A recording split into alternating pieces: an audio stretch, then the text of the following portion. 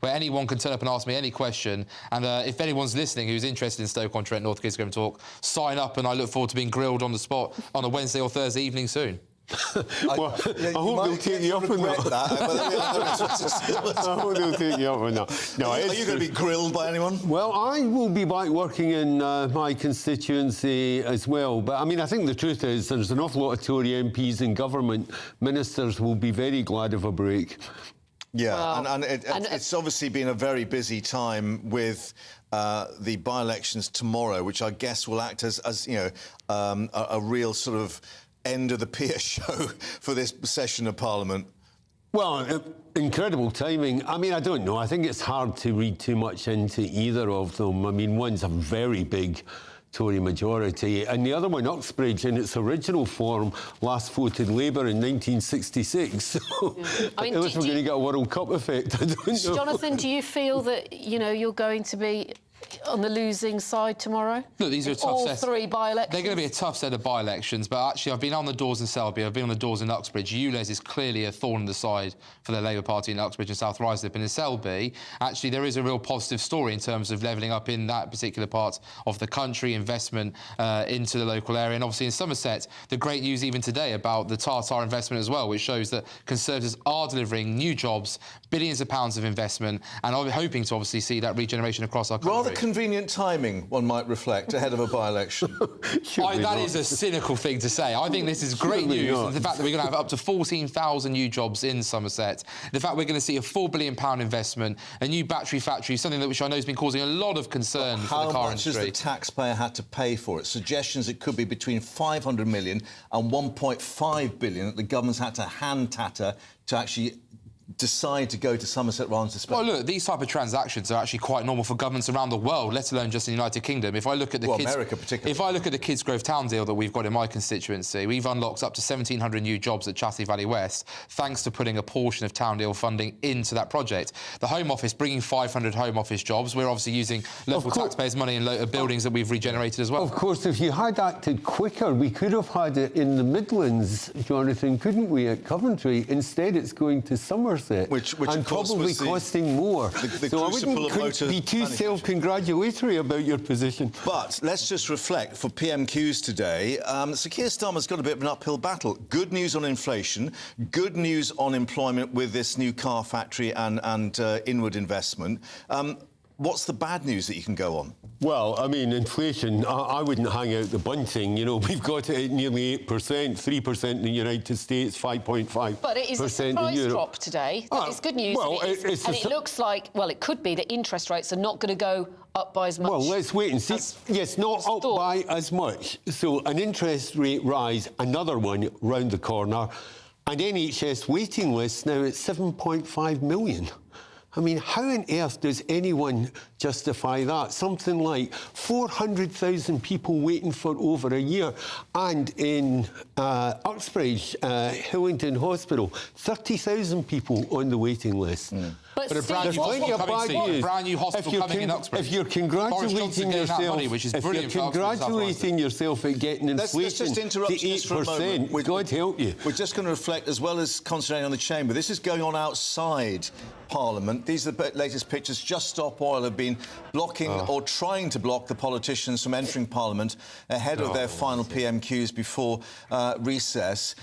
Your reaction to that, gentlemen? Clearly they have a right to peaceful protest, as they say, but if it's actually preventing MPs from getting to the chamber for PMQs... Look, Just Stop Oil are a bunch of clowns, and the sooner they get handcuffs slapped on them and taken away and moved, because they're just disrupting unnecessarily the lives of people. MPs and PMQs is a major opportunity to raise very serious local issues at a prime time spot on television to help bring investment or to help raise awareness for a particular cause. Steve will know the importance of PMQs in terms of, as I say, raising those local problems, and I think that Steve and I both share the frustration with this behaviour. Let's head inside the chamber. Prime Minister on his feet. As today's report makes clear, in that period many endured the most horrific sexual abuse and violence, homophobic bullying and harassment, all while bravely serving this country. Today, on behalf of the British state, I apologise. And I hope all those affected will be able to feel proud parts of the veteran community that has done so much to keep our country safe. Mr. Speaker, this morning I had meetings with ministerial colleagues and others in addition to my duties in this House. I shall have further such meetings later today. Mr. Speaker, can I associate myself with the remarks the Prime Minister just made? Mr. Speaker, in the UK, every 90 minutes, someone sadly takes their own life. Indeed, in this country, for men under the age of 50 and for women under the age of 35, this is now the biggest killer. When I was the Secretary of State for Health, I met many brave families and campaigners, and I committed to them that the government would publish a comprehensive, cross-departmental suicide prevention strategy. That was over a year ago, and still no strategy. Now, I know that my right honourable friend, the Prime Minister, cares as deeply about this issue as I do. We've discussed it many times, and can I ask him, please, if he would commit his government to publishing this strategy within days of Parliament's return from the summer recess? Mr. Speaker, when someone takes their own life, the effect on their family and friends is devastating. And I know the loss of my right honourable friend's own brother was an enormous source of pain for him. I want to reassure him that we are actively addressing suicide rates through our national suicide prevention strategy, backed by funding, and also particularly rolling out 100 suicide prevention voluntary community and social enterprises. But I can tell him that we will publish the new updated national suicide prevention strategy later this year. We now come to the Leader of the Opposition, Keir Starmer. Mr. Speaker, Labour in government was proud to repeal the ban against LGBT+ people serving in our armed forces. And today we strongly welcome this apology from the Prime Minister as a recognition of their historic mistreatment. Mr. Speaker, my constituent Ken Wright was a proud RAF serviceman, forced to leave the job he loved simply because he was gay. I'm delighted he is here today to witness this apology. And whilst we cannot right the wrongs of the past, the government should now act on the recommendations of the Etherton Review to fix the lives broken by the ban. It's what LGBT+ veterans deserve. Mr. Speaker, I also know the whole House will want to send our very best wishes to the Lionesses as they start their World Cup campaign this Saturday. Let's hope they continue the brilliant success they had in the Euros. Mr. Speaker, when the Prime Minister took office 9 months ago, the NHS waiting list had 7.2 million people on it. What's the number today? Well, Mr. Speaker, the reason that the NHS waiting lists are higher today than they were then, after actually being stable for the first few months as we put in place new initiatives, is very simple. And that's because the NHS has been disrupted by industrial action, Mr. Speaker. Now, we've put very clear plans in place to bring down waiting lists in urgent and emergency care, in primary care, in ambulances and outpatients and electives. Those plans were working and will continue to work, but we do need to end the industrial action. So I'd ask the honourable gentleman, if he does care about bringing the waiting list down, does he agree with me that consultants and junior doctors should accept the pay deal that the government offered? Mr. Speaker,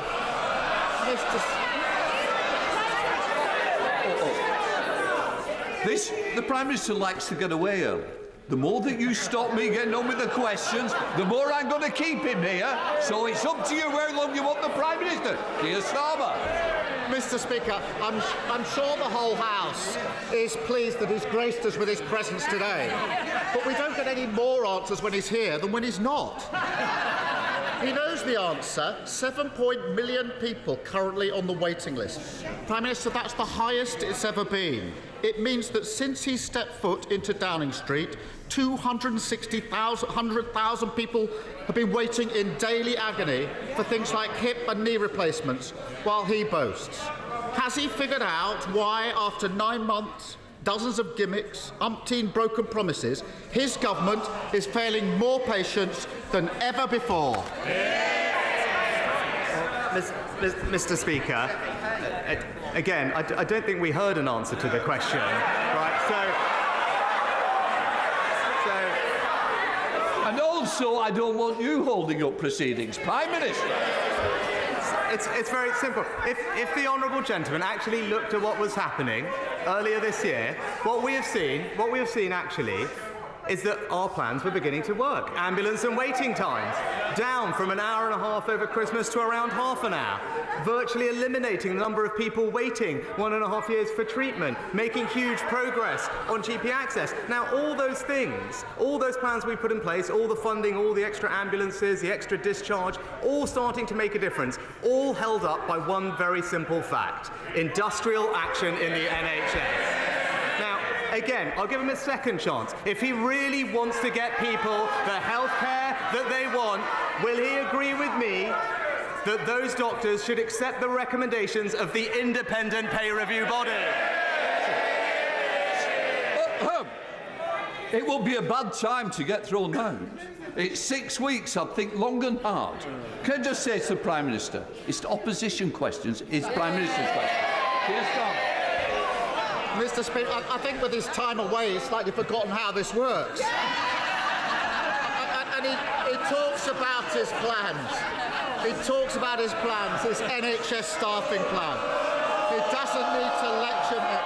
Order. It might be the last one before recess, but I'd just say to somebody, if they really want to take and go early, it will be very tempting to ensure that we do it. But think long and hard before you do. Keir Starmer.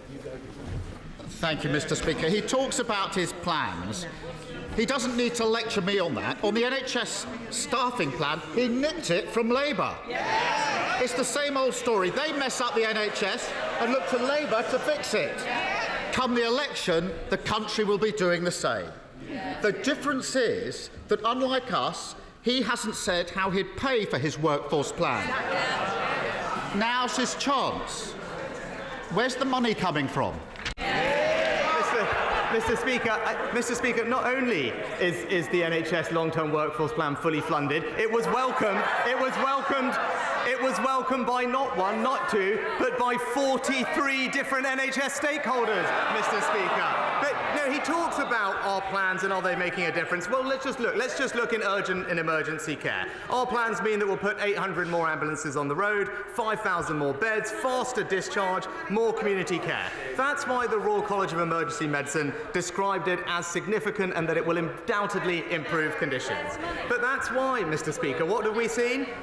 A&E waiting times in England, the best in 2 years, Mr. Speaker. While Mr. Speaker, and they won't like this, while the NHS has the worst waiting times in the country in Wales, Mr. Speaker.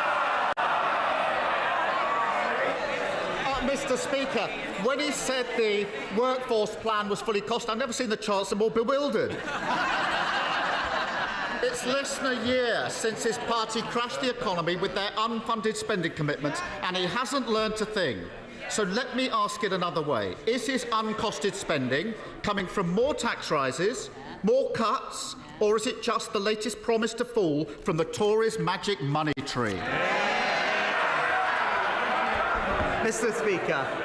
Speaker, as I and the Chancellor set out, the plan is fully funded. He'll see that at the autumn statement. But I am pleased he's now interested in fiscal responsibility, because that is very welcome, Mr. Speaker. Because there's an opportunity for us to make sure that this is true conviction. We've just had, Mr. Speaker, in the last week, we've had the recommendations of independent pay review bodies, including for the NHS. Now, I believe the right thing to do was to accept those independent recommendations, but that involves taking difficult and responsible decisions to deliver those pay rises without fueling borrowing, inflation, taxes and debt.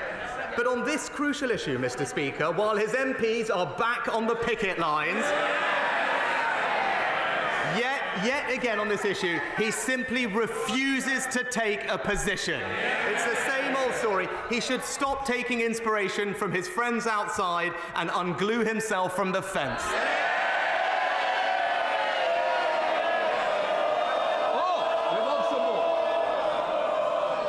Who wants to lead the exit? Keir Starmer. Mr. Speaker, in that burst of nonsense, what you didn't hear was a single word about how he's going to be paying for it. Labour's NHS workforce plan is fully funded by scrapping the non-dom status that he so adores. You know the one non-dom... Order. I think one or two of you have asked to catch my eye. You're not going the right way. Keir Starmer. Thank you, Mr. Speaker. Labour's workforce plan is fully funded by scrapping the non-dom status that he so adored. You know the one, the non-dom tax thing, as he calls it, that allows some of the wealthiest people in the country to avoid paying tax here. Is that loophole so important to him that he'd rather have billions in unfunded promises than simply making billionaires pay what they owe? Mr. Speaker, this is the same policy that has paid, I think, for 5 different things at this point. I think, Mr. Speaker, everybody knows that I'm a fan of doing maths to 18, but the honourable gentleman makes a very strong case for doing maths all the way to 61, quite frankly.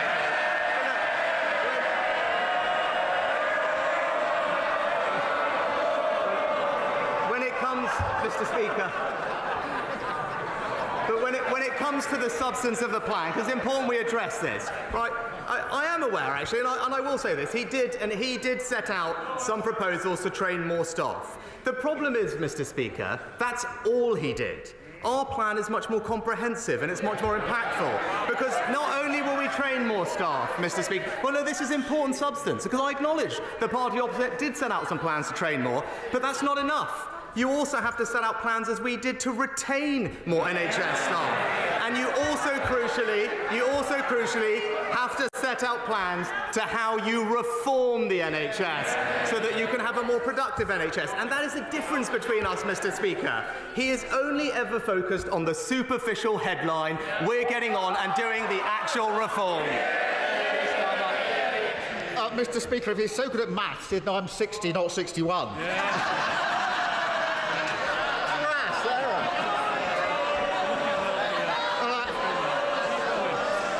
I don't know whether the Prime Minister's found time to visit Hillingdon Hospital during the recent by-elections, where the wards have had to close, staff are working in appalling conditions, and patient safety is at risk. And that's simply a snapshot of the wider problem. This week, the National Audit Office set out in detail what everyone already knows. The government's hospital programme has, shall we say, some gaps in it. So can the Prime Minister confirm that, apart from the fact that there aren't 40 of them, and the fact that most of them aren't new, and that many of them aren't even hospitals, everything's going fine with the 40 new hospitals? Mr. Speaker, not only are we going to deliver on our manifesto commitment to build 40 new hospitals across the country by 2030, we're not just stopping there, Mr. Speaker, because we're also delivering 100 hospital upgrades across the country, and crucially, over 100 new community diagnostic centres to speed up treatment for people, including, Mr. Speaker, in the Deputy Leader's constituency, the Shadow Work and Pension Secretary's constituency, the Energy Secretary, the Justice Secretary, the Attorney General's constituency. That's how committed we are, Mr. Speaker. But look, let me end on this, because he mentioned Hillingdon Hospital, he mentioned Uxbridge. I tell you what, I want to help the people of this country, Mr. Speaker. I want to make sure that not only can they get to work, but they get the care they need. Why on earth does he want to charge them £12.50 every time they visit their GP and hospital? Thank you, Mr. Speaker. There was welcome news this morning of inflation falling by higher than expected. The businesses in my constituency are trying to plan their pricing for next January and are struggling because of the proposals to introduce the extended producer responsibility, and they don't yet have the information on how much it will cost or how it will work.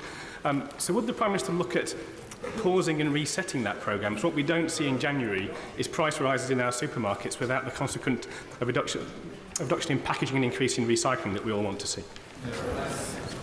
Well, Mr. Speaker, I thank my honourable friend for the question. This is something that has been raised with me by those in the industry. Now, we are committed to protecting the environment and delivering on our net zero targets, but DEFRA are continuing to engage closely with manufacturers, retailers and packaging companies on the precise design of the scheme. And I know that ministers will continue to keep this House and my honourable friend updated. Leader of the SNP, Stephen Flynn. Mr. Speaker, the two-child benefit cap, as introduced by the Conservative Party, has left 250,000 children living in poverty. So can I ask the Prime Minister, does he take comfort in knowing that the heinous legacy of that policy will no longer just be protected by Conservative members, but by Labour members too? Well, Mr. Speaker, I welcome the Labour leader's newfound support for our policy, even though he previously committed to a different approach. But what I would say to the honourable gentleman, and indeed the Labour front bench, is that they don't have to worry too much, because given the Labour leader's track record, he's never actually kept a promise that he's made. Stephen Flynn! Mr. Speaker, voters in Scotland are used to child poverty under the Tories. They almost expect it. But what they don't expect is child poverty support from the Labour Party. And if we look very closely right now, there is a shiver running along the Labour front bench looking for a spine. Now, Mr. Speaker, does this not tell us something much bigger? That for children living in poverty in Scotland, Westminster offers them no real change. It offers them no real hope. Well, Mr. Speaker, the best route out of poverty is through work, Mr. Speaker, and the best way to ensure that children do not grow up in poverty is to ensure that they do not grow up in a workless household. That's why we are focused on creating more jobs, with 200,000 more in Scotland since 2010, and hundreds of thousands fewer children across the United Kingdom growing up in a workless household. We will always continue to reduce child poverty. I don't want to see a single child grow up in poverty, and we will deliver that in every part of the UK, including in Scotland. Shalish Vara. Thank you, Mr. Speaker. Would my right honourable friend agree with me that if members opposite are in favour of illegal economic migration, then they should have the courage to say so, rather than claiming that young men in their 20s and 30s arriving here from safe countries are actually asylum seekers? My honourable friend is right that the party opposite don't have a plan to tackle illegal migration, and we saw that just in this last week, Mr. Speaker, that they voted, I think, over 70 different times against our Stop the Boats bill. And that bill will make it crystal clear that if you come here illegally, you will be detained and swiftly removed to a safe third country. That is the fair, compassionate and right way to deal with this problem, and that's what we believe in. Caroline Lucas. Thank you very much, Mr. Speaker. It's exactly a year to the day since UK temperatures hit a deadly 40 degrees for the first time, with 3,000 excess deaths last summer. Yet the Prime Minister's own climate advisers and businesses have said that his climate progress is worryingly slow. Now, he likes to claim that the UK is decarbonising more quickly than the rest of the G7, but since the Paris Agreement, that is simply not true. He likes to claim that it's not a top concern for the public, while recent polling shows that that's not true either. Experts, businesses and the public all want bolder climate action, but it isn't even one of his top 5 priorities. Can he tell us why not? Mr. Speaker, the Honourable Lady just makes a completely bizarre point. Because we moved quicker and faster than everyone else, she thinks that somehow is something that we should now not be proud of. It's right that other countries are catching up. It's inevitable that they will have to decarbonise faster now to make up for the fact that over the past 2 decades they haven't followed our example. So I'm not going to take any lectures for her on this topic, because our track record is a good one, Mr. Speaker. We have decarbonised faster than everyone else, and right now we are making the right long-term decisions to make sure that we do transition to net zero, but do so in a way that brings people along with us and creates jobs in the process. Bedfordshire businesses now have apprentices on the factory floor earning £48,000 a year on qualification, easily beating cost of living pressures. So what more can we do to get schools to promote apprenticeships to pupils and parents, as our colleges and institutes of technology are great poverty-busting institutions? Well, my honourable friend makes an excellent point. One of the practical steps that we are taking is to put all apprenticeships onto the UCAS system this autumn, which will make sure that they have parity of esteem in the classroom, increase information for parents and teachers. But at the same time, Mr. Speaker, as I announced earlier this week, we are clamping down on university courses that fail to deliver good outcomes. Because what we should be doing is providing young people with the best opportunities for them to get on in life, and he's absolutely right that that should include apprentices. Dame Diana Johnson. Thank you, Mr. Speaker. Why does the Prime Minister think that Sir Brian Langstaff, who chairs the public inquiry into infected blood, has reopened the hearings and has summoned before him the Prime Minister, the Chancellor of the Exchequer, the Leader of the House and the Paymaster General to answer questions next week? Mr. Speaker, my thoughts remain with all those affected by this appalling tragedy. The infected blood scandal should never have happened, and that's why the public inquiry was set up by one of my predecessors. I've submitted written evidence to the inquiry and am due to give oral evidence shortly, so it would be inappropriate for me to comment further at this time. Greg Clark. Indeed, Mr. Speaker. 800,000 people work indirectly or directly in our car industry, which accounts for 10% of our country's exports. So I strongly welcome the £4 billion investment by Tata in a battery factory, with the jobs associated with it. So will my right honourable friend build on that success and pursue a clear plan to get more gigafactories, including in the West Midlands, so we can capitalise on our lead in battery innovation and technology? Well, my right honourable friend is absolutely right to highlight the importance of today's announcement. One of the largest ever investments in the UK auto industry in this country's history. Billions of pounds, thousands of jobs, and it is a massive vote of confidence in the UK economy. Dr. Philippa Whitford. Thank you very much, Mr. Speaker. The NHS in England has just had its longest ever junior doctor strike, and consultants go on strike tomorrow for the first time in 50 years. Yet so far Scotland has had no NHS strikes. This isn't by chance, but because our Health Secretary and First Minister have kept working with the BMA to try and address the pay erosion faced by doctors since 2008. Workforce shortages are the biggest challenge facing healthcare, and the Prime Minister just mentioned the importance of staff retention. So does he really think refusing to even talk to health unions will stop doctors leaving the NHS?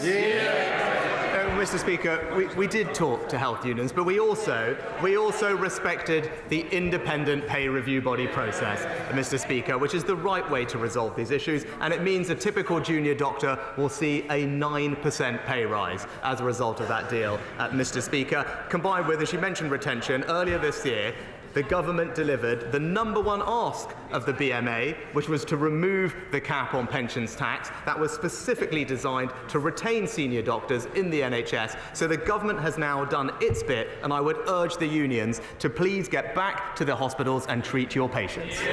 Sir Jacob Rees-Mogg. Thank you, Mr. Speaker. Does my right honourable friend share my unease that a bank that has the government as its largest shareholder should close the account of a senior opposition politician?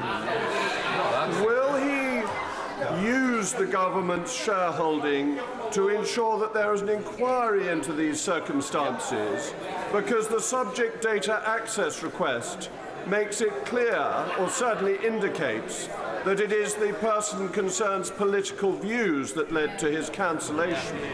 And does my right honourable friend agree with me that however much we may find them tiresome, members of the opposition deserve bank accounts? Well, Mr. Speaker, it wouldn't be right if financial services were being denied to anyone exercising their right to lawful free speech. Our new Financial Services and Markets Act puts in place new measures to ensure that politically exposed persons are being treated in an appropriate and proportionate manner. And having consulted on the payment services regulations, we are in the process of cracking down on this practice by tightening the rules around account closures. But in the meantime, any individual can complain to the Financial Ombudsman Service, which has the power to direct a bank to reopen their account. That's sure. Thank you very much. I know how it feels to be homeless, squatting from one place to another with your entire belongings in one single bin liner. Hard-working families, including Bradford West, are at risk of homelessness because of a Tory mortgage bombshell and failing to legislate to protect renters. Yep. So can I ask the Prime Minister, apart from totally losing a grip on the whole situation, what is he doing to stop 500,000 people from becoming homeless? Oh, Mr. Speaker, actually rough sleeping levels are about a third lower in 2022 compared to the peak in 2017. And since our landmark Homelessness Reduction Act came into force, over 600,000 households have successfully had their homelessness prevented or relieved. And we are investing £2 billion over the next 3 years to continue to tackle homelessness and rough sleeping. Marc-Francois. Thank you, Mr. Speaker. The Prime Minister mentioned our armed forces. Can I mention them again? We lost 457 personnel in Afghanistan killed and several thousand who suffered life-changing injuries. So I and some of my colleagues on the Defence Committee were absolutely stunned to see a video posted by our own chairman lauding the Taliban's governance of Afghanistan, not mentioning they're still trying to identify and kill Afghan civilians who sided with NATO forces, and also not mentioning the fact they don't like girls to go to school.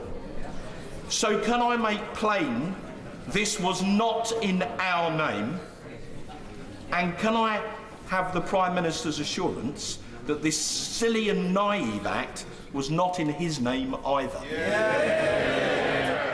Well, Mr. Speaker, I join with my honourable friend in paying tribute to our brave serving personnel and veterans and thank them for their service, as indeed we've touched on earlier today. And we have repeatedly and will continue to repeatedly call out the human rights abuses that we see around the world, and he mentions rightly the prohibition on women being educated in Afghanistan, which is something we've spoken about in the past. But we will also continue to have dialogue with regimes. That doesn't mean that we consider those regimes to be legitimate or approve of their actions, but that is all part, as he will understand, of establishing normal diplomatic presence in countries when the situation allows. But I'll very happily look into the specific case that he brought up with me. Mr. Speaker, it's not just the adoption of the disgusting and heinous two-child benefit cap, it's the endorsement of a hard Brexit, the tuition fees, the immigration. Doesn't he agree that there's no real difference now between the two UK main parties? And isn't it time that we perhaps rearrange the furniture in this House and have them all on one big bench and perhaps retitle them that this is what you get from the UK party? Well, thank you, Mr. Speaker, for the question. I will leave him and the Labour Party to debate the finer policies between them. But I would say on the substance, because it is important that actually the track record demonstrates that we are making a difference in reducing child poverty, Mr. Speaker. There are now 400,000 fewer children in poverty than there were in 2010 as a result of the actions of this government noticeably moving their parents into work, because it has the single best benefit for those children. That is the right policy, and it's one that we will continue to deliver. Unless your cards. Therapy is quackery packaged up by bigots seeking to promote their hate and profit from it. On the 19th of January, the Minister at the Dispatch Box promised to bring forward a ban against conversion therapy and ensure that pre-legislative scrutiny was completed before the end of this parliamentary term.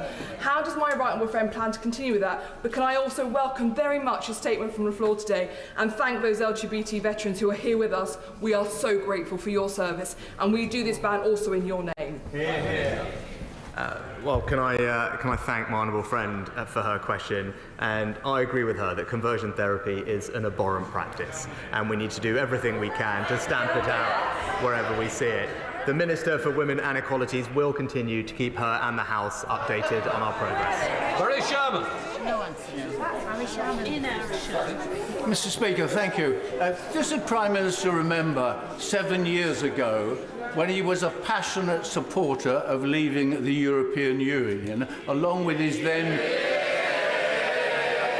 along with his then best friend Boris Johnson, is he aware that Sir John Major now says in every speech he makes that that decision was catastrophic for the people of this country and the standards of living, and also deeply damaging to our role, status and influence in the world? Mr. Speaker, I would say gently to the honourable member that at the beginning of his question, you think he made the central point. It was 7 years ago, Mr. Speaker, and we need to move forward. I would just gently point out to him, he talked about what's happened since then, that since we left the single market, this economy has grown faster than Germany, France and Italy, Mr. Speaker. And he talks about our standing on the world stage. Well, he wasn't here for our statement on the NATO summit last week, but nobody can be in any doubt that the United Kingdom is highly respected on the world stage. Thank you, Mr. Speaker. Now then, just last week, the Leader of the Opposition announced his new flagship policy, the two-child benefit cap. It goes down very popular on this side of the House, but not so popular on that side of the House. But, Prime Minister, could you please tell the House, when will the Leader of the Opposition jump off the bandwagon and be honest with the British public and tell them what he stands for? Well, Mr. Speaker, my honourable friend is right. Now, it would be one thing, and I say I welcome the Leader of the Opposition now supporting the government's policy, but I don't think anyone actually believes that he believes in what he's saying. And I think that is the... Just say, you don't need to worry, you've no responsibility for the opposition. Neil Coyle. Mr. Speaker, every single member of this House is required by law to confirm the true source of a donation before it is accepted or declared. So can the Prime Minister tell us if he followed all the rules all the time before he took £38,500 of free air travel on the 28th of April? And if so, why does his story keep changing about who paid? Mr. Speaker, all donations are declared in the normal way, and as the honourable gentleman knows, if there are administrative changes to that, those are quickly corrected. David Davis. The Prime Minister, back to the question raised quite rightly by my honourable friend, the member for North East Somerset. The opposition politician he was referring to, of course, was Nigel Farage, whose bank account was closed, not because he was a PEP, not because of commercial reasons, but because his views did not align with the values of Coutts Bank, a thinly veiled political discrimination, a vindictive, irresponsible and undemocratic action. But in addition, NatWest also disclosed confidential details about Farage's account to the BBC and lied about the commercial viability of his account, actions which ought to jeopardise his banking licence and should certainly worry NatWest's 19 million other customers. So he's told us what he's going to do for the future, but there are many other people in this circumstance. So can he require every bank with a British banking licence to inform the Treasury of all the accounts they've shut down for non-commercial reasons the last decade? Well, Mr. Speaker, I know that the honourable gentleman has spoken to the Chancellor about this particular issue, and I know he'll continue to have those conversations. In the short term, having consulted on the payment service regulations, we do intend to crack down on this practice by toughening the rules around account closures. But in the meantime, the Financial Ombudsman Service is available for people to make complaints to, but I look forward to continuing the dialogue with him, as indeed does the Chancellor. Final question, Colin Lockhart. Thank you, Mr. Speaker. As a father, the Prime Minister will know how precious children are. Adam Watson, aged 9, and Poppy Ogle, aged 10, from my constituency, sadly lost their battle with childhood cancer just last year. Their homes are forever broken. Both families want to see a change in financial support for the 1,600 children diagnosed with cancer across the UK each year. Would the Prime Minister commit to meet with these families, to listen to their stories and to review child DLA payments to commence immediately on diagnosis of childhood cancer, whether that be a terminal diagnosis or not? The 3-month wait for support is just too long. Surely this government can see fit to wrap its arms around these children and their families in their hour of need. Well, Mr. Speaker, I thank the honourable lady for raising this issue. I can't imagine how difficult it is for families whose children are being treated for cancer and everything that will come along with that. I will happily look into the specific issue that she mentioned and get back to her in all haste, and she should know that she has my total support for helping and supporting families who are going through what will be an unbelievably difficult time. That completes Prime Minister's questions. So, sobering question there to end this session of PMQs, but certainly elsewhere a bit of an end-of-term feel, perhaps, with raucous reaction on the backbenches to, Sir Keir Starmer being urged to stop taking inspiration from his friends outside and unglue himself from the fence. Meanwhile, Rishi Sunak being told he was talking a burst of nonsense. Joining us in the studio, Conservative MP for Stoke-on-Trent North, Jonathan Gullis, and also Labour MP for Birmingham Selly Oak, Steve McCabe. Are you sad you missed the end-of-term party, or...? No, I think actual end-of-term is probably a good description. I think there were a few good questions further down the batting order. It did actually feel as if Keir and Rishi's performance was a bit too choreographed to me, and the lines were good, but they sounded a bit rehearsed. Are you surprised that they went on the NHS rather than interest rates and the economy, ahead, of course, of the by-elections tomorrow? Well, I think the problem is that the NHS thing is what is really hitting our postbags at the moment. The number of MPs who are hearing about stories of people who just can't see a doctor, can't get on a waiting list, can't get treatment for their loved ones.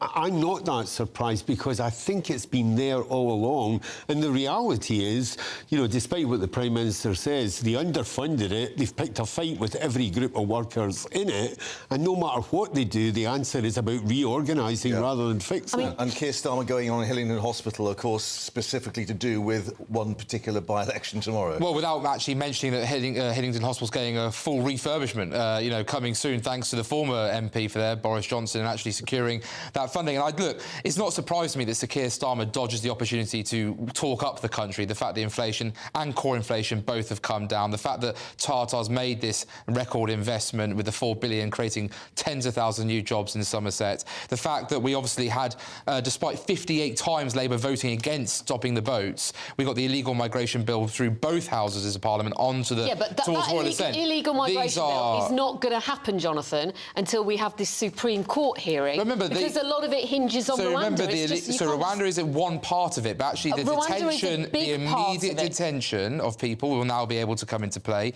Age testing to make sure when people claim to be children, they actually are. Looking at alternative accommodation to hotels. There's lots of good things in this legal migration bill. To a safe third country, they've only got a deal with Rwanda, and I think maybe one other. A lot of this bill of course, look, Rwanda's absolutely is important, but there's no silver bullet within this. There's every factor is a big jigsaw here. Rwanda's one important piece, but the illegal migration bill is another. And Keir Starmer, or Sir Keir Starmer, as his own Labour colleagues were, or Labour supporters were calling him on social media on Monday, which Stephen Flynn pointed out essentially. Well, interesting point. Yes, it was up to the SNP to pick up on this rather uncomfortable position, perhaps, that Keir Starmer's got on this particular issue of the cap on 2 children for benefits. Well, I'm not sure I agree with that. Look, it's a simple question of where's the money going to come from. It's going to cost about £1.5 billion to get rid of that policy. It's true, it potentially could lift a number of children out of poverty, depending on how it's spent. But we know that a lot of backbenchers very uncomfortable. Yes, but £1.5 billion is enough to run the NHS for 5 days. It's enough to maintain 35,000 primary schools for a year, and it's enough to pay for about 14,000 hospital doctors for a year. What's our priority? But the 2-child benefit cap is yet something else that people and obviously Tory MPs think that Keir Starmer has U-turned on. But look, what he said is we can't change it now because we can't identify the funding. We're not saying we can't change it in the future, and we're not saying there aren't other things you could do. The obvious area, in my view, would be we should boost preconception care. Just giving women folic acid would make a difference to children, as big a difference as some of the poverty issues. Yeah, and of course it is funding as well that was central to a lot of the the exchanges. And of course, we had Rishi Sunak saying, look, you know, we've fully funded the long-term staffing issue, and also acknowledging, I think, 43 stakeholders, he said, had agreed to it. But Labour, obviously, having to go on this idea of the non-dom status, and Sunak coming back and saying, well, actually, that's funded so far, or paid for 5 different things. Well, let's make the point that, and Steve's kind of talking about spending priorities, Labour have, I think, given about £90 billion worth of spending commitments. They're yet to actually explain where the funding's come from. When it comes to non-dom status, they've spent that 5 times, including on school places. So I've lost track of the constant fences that either Keir Starmer's gluing himself to sit on, or the flip-flopping he keeps wanting to do day in, day out. That fence ungluing was a really bad joke. Well, let's just. I thought he got a bit gummed up with it myself. Okay, right. Well, it's very important. It's very important to remember the NHS is now getting £165.9 billion a year. This is not the NHS has got record level investment into it. It's about making the systems work, and about the unions no longer calling for strike action. Well, don't you think after 13 years it is reasonable to say, why have we had 2 reorganisations, one that you introduced and then a second one to undo the first one? Why have you picked a fight with every single group of workers in it? Why are waiting lists at record levels, and why can't people see a doctor? Which is what Keir Isn't that a reasonable question after 13 years? Are the pay demands that are being sent out reasonable in your case? Well, tell me this, Jonathan. You're talking about affordability. That is deeply unaffordable. He was asked 3 times by Keir, how are you funding it? And we all know the truth is, you may accept the peer review body recommendations, but they're not going to put fresh money up for it, are they? And the reaction to that came not just from unions, of course, but it came from the NHS managers as well, this phrase prioritisation. What is the point of actually making that a pay award if you're going to have to cut elsewhere in the NHS to actually fund it? Well, we've got these ridiculous diversity managers, for example, on ridiculous salaries that are taking up, which are still funding in the bucket. And actually, as I say, we are seeing, what is it? I've got on my notes, apologies, I don't want to do a Diane Abbott on your show, but I want an extra 45.6 billion is going into health and social care over the next 3 years. 250,000 more people in the NHS recruited, 53,000 new full-time in the past year alone. People laugh. It was Rishi Sunak talking about staff retention and their plans for staff retention. Very important. People are on the picket line. People are leaving the NHS. They're leaving because they're not being paid enough. And let's be perfectly frank, we see the same thing said in teaching, but actually we talk recruitment is important, but retention is equally as important, because you don't want to lose that skill, which is why we adopted the BMA's pension changes, because ultimately they were the ones saying this was a major driver for people leaving the profession. But presumably it's quite hard to retain if you don't recruit in the first place. Yeah, and which we are doing, Steve, as I just pointed out. Is the issue. Let's just dial back, because a lot of people are thinking, what's this glue all about? Just to remind you, Rishi Sunak telling Sir Keir Starmer, stop taking inspiration from your friends outside and unglue himself from the fence. This is why. Because this was going on outside the chamber, as we had PMQs. Yes, more Just Stop Oil, trying to stop the MPs. Didn't seem to succeed, though. They all got into the chamber for PMQs, but we'll have all the latest coming up on the last day of political battle for this particular session. Stay with us.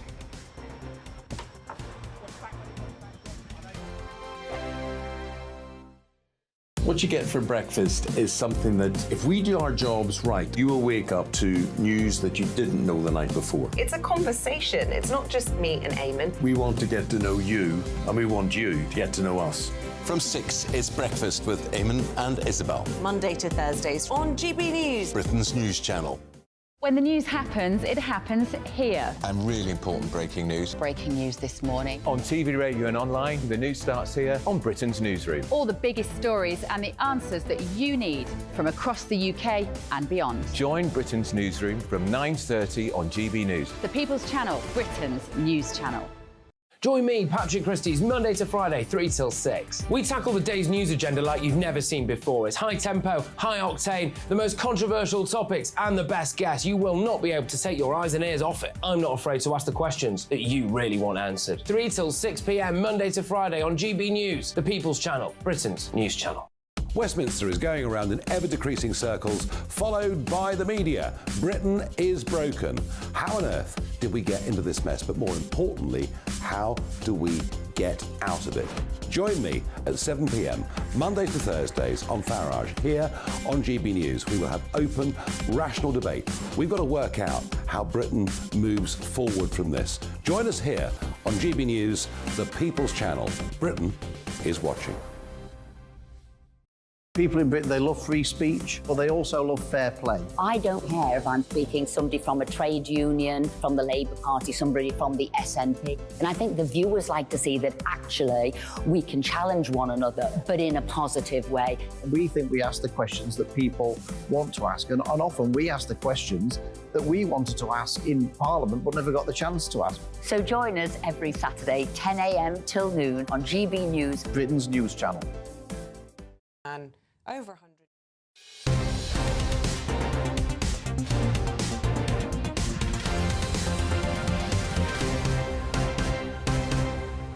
Well, welcome back to the live desk and the end of term assembly. No, sorry, Prime Minister's questions. Rishi Sunak and Keir Starmer clashing in that last session before, of course, the summer recess. The two squared off over climate change, continuing strikes, the state of the NHS and, of course, the by-elections taking place tomorrow. There was plenty to debate in Parliament and here in the studio. Joining us now for more analysis, though, from Downing Street is our Deputy Political Editor, Tom Harwood. Good afternoon to you, Tom. It did become all about the NHS, didn't it? Labour accusing the government of not knowing how they're going to fund this long-term workforce plan. It did, and that was a bit of a surprise for many people that Sir Keir Starmer kicked off this final PMQs of the parliamentary term, the final PMQs before those three crucial by-elections tomorrow as well, all on the issue of the NHS. Could it be that when it comes to inflation, actually there was a little bit of surprisingly positive news for the government this morning? Perhaps that warned the Labour Party off going after interest rates and inflation, but certainly the NHS is a battleground territory that the Labour Party returns to time and time again when it comes to elections. Although I have to say, this particular Barney, this back and forth between Rishi Sunak and Sir Keir Starmer was a lot more entertaining than some of those previous ding-dongs that we've seen in previous weeks. Sometimes this can be a rather sullen and perfunctory affair. Sometimes these two perhaps more technocratic leaders of parties don't really get into the proper Punch and Judy swing of it. But they really did today. I suspect that Rishi Sunak has a new jokes writer. We heard him actually bring the House down with laughter, not once, but twice, on a Just Stop Oil joke and on a maths joke, slightly ribbing his own maths to 18 policy. Although Sir Keir Starmer also had some pretty strong clapbacks. He came back on Rishi Sunak's maths joke with a maths joke of his own. He's not 61, as the Prime Minister said. He's actually 60, so perhaps some more research was needed from the backroom boys at Number 10 on that writing. And also a bit of crucial, perhaps, misunderstanding from the Prime Minister. Kept asking questions of the Leader of the Opposition, as the Speaker kept reminding the Prime Minister this is Prime Minister's question, not Leader of the Opposition's questions. Yeah, and of course Keir Starmer reflecting perhaps he's forgotten how this works because, of course, it's 2 weeks since we've seen the two of them in that particular session. But we've had these suggestions that, of course, that Tory backbenchers are sort of looking towards the by-elections with some sort of trepidation. Yeah, absolutely. However, they were in pretty good voice in terms of the backbenchers, and those backbenchers were full as well. They were. It was the most full that I have seen these benches for a very long time. Perhaps there'd been a behind-the-scenes three-line whip to get MPs sitting on those benches and ensuring there were no gaps. Something also interesting that I noticed sitting up from the press gallery there was just how many MPs were wearing hot pink today. I counted around a dozen MPs wearing a very similar shade of pink, and I wonder if that's anything to do with the new Barbie movie coming out at the weekend. That's certainly what Kate Ferguson, a lobby colleague of mine at The Sun, noted a little bit earlier as well. But yes, it did sort of have an end-of-term feel, busy benches, and also a lot more noise and energy. No doubt something to do with those by-elections as well. OK, thank you very much indeed for that in Downing Street. Back here to the studio, we're joined, of course, by Conservative MP for Stoke-on-Trent North, Jonathan Gullis, and Labour MP for Birmingham Selly Oak, Steve McCabe. Just on the sort of, the back benches, they were in good voice on both sides.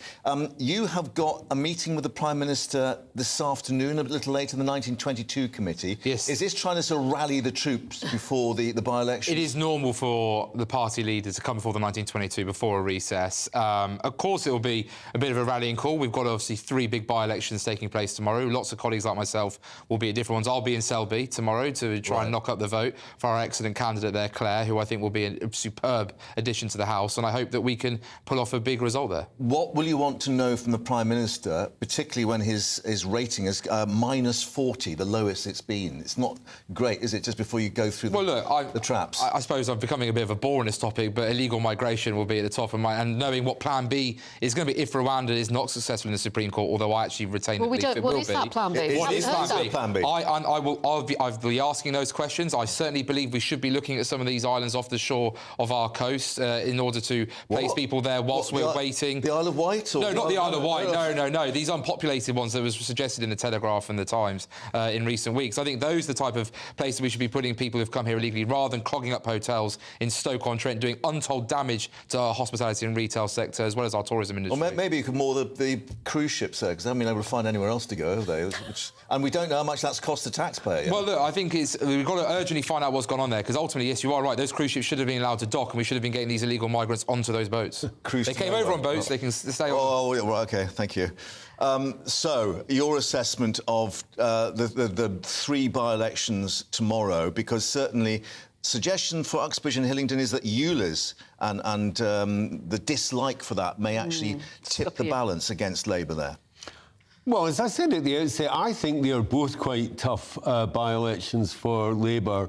I'm not really sure about ULEZ. I think the answer here is we have to decide if it's a public health policy or a revenue-raising strategy, and that is clear. Right. Every public health policy gets argued about. I remember the smoking ban.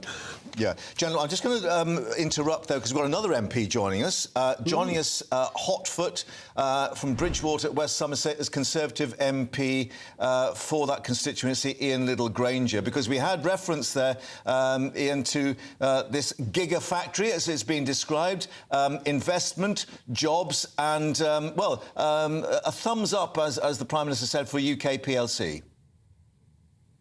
Oh, without a shadow of a doubt. I mean, this has been an amazing team effort, not just locally, but internationally and nationally. And I cannot thank an incredible amount of people who've put their oar in, including parties right across the United Kingdom. We wouldn't have got this if we hadn't all worked together. So it's a very good news. About 9,500 jobs, £5 billion, huge supply chain, and every part of the United Kingdom will be able to take part in this. Right, but how big a carrot has the taxpayer had to give to Tata for this? I mean, suggestions it could be 500 million, could be 1.5 billion the government's had to put forward. I actually don't know the figure. I generally don't know, but it is including a road link off the M5, a rail link, a potential campus to the Bridgewater and Taunton College, along with other training facilities. So this is not just a bung, as you rather interestingly put it. This is actually to make sure that the groundwork that we need to do is done. Yeah, I don't think I did use that unparliamentary term. However, clearly I think the FT was suggesting certain monies may have been exchanged at some stage, or promises of money, however. But no coincidence, of course, there's a certain by-election tomorrow. Oh, this decision was actually has been due over the last month or so. This has not come as any great surprise. I did talk to the leader of Somerset Council, who's actually Lib Dem, yesterday, and we both agreed that this has got nothing to do with the by-election. This is actually to do with just straightforward business. And I believe it was Tata that made the decision when to announce it, not to government and nothing to do with the government. Ian Liddle-Granger, thank you very much for bringing us that reaction from Westminster. Final word to our 2 MPs here. Very quickly, we're running out of time. Scores on the doors. Look, I think the Prime Minister had a really good performance today. I think a solid 9 out of 10. And ultimately, we go into those by-elections in good spirits, and we will hopefully pull off some big shocks. And we'll enjoy listening to Steve underplay Labour's hand with the polls suggesting they should be walking these elections. Right of reply? Well, I thought Keir shaved PMQs, but the real test is going to be how much further can Rishi Sunak's poll rating drop. Right. OK, gentlemen, thank you very much indeed. Thank you very much for talking to us. So it's actually been really good fun, which you don't usually say that about PMQs. Come. Full coverage, of course, too, of those by-elections as well. Stay with us here on the Live Desk. That warm feeling inside. From Boxed Boilers. Proud sponsors of weather on GB News. Hi there, it's Aidan McGibbon here from the Met Office with the GB News forecast. Some bright spells today, some places getting away with a dry day, but there are a lot of showers around.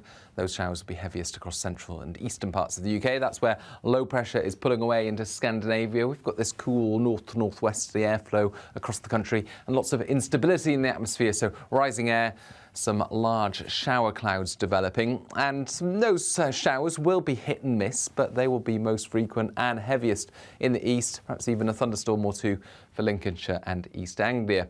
Further west, that's where the driest and brightest weather will be, parts of southwest England and West Wales largely staying dry. And in the south, temperatures will be a bit higher compared with Tuesday, 23 or 24, perhaps 25 Celsius. Central parts certainly seeing a brighter day and a warmer day. Into the evening, the showers mostly fade away, but a few more will continue across the north and northwest of Scotland, one or two into Northern Ireland. Otherwise, clear spells, and under those clear skies, a cold night in places with temperatures for rural parts of Scotland down to 3 to 6 Celsius and fairly widely single figures across the country. But a bright start to the day on Thursday, and as temperatures rise, once again those shower clouds will develop, and those showers will once more be scattered in nature with some sunshine in between, mid-20s possible once again in the south. That warm feeling inside. From Boxed Boilers, proud sponsors of weather on GB News.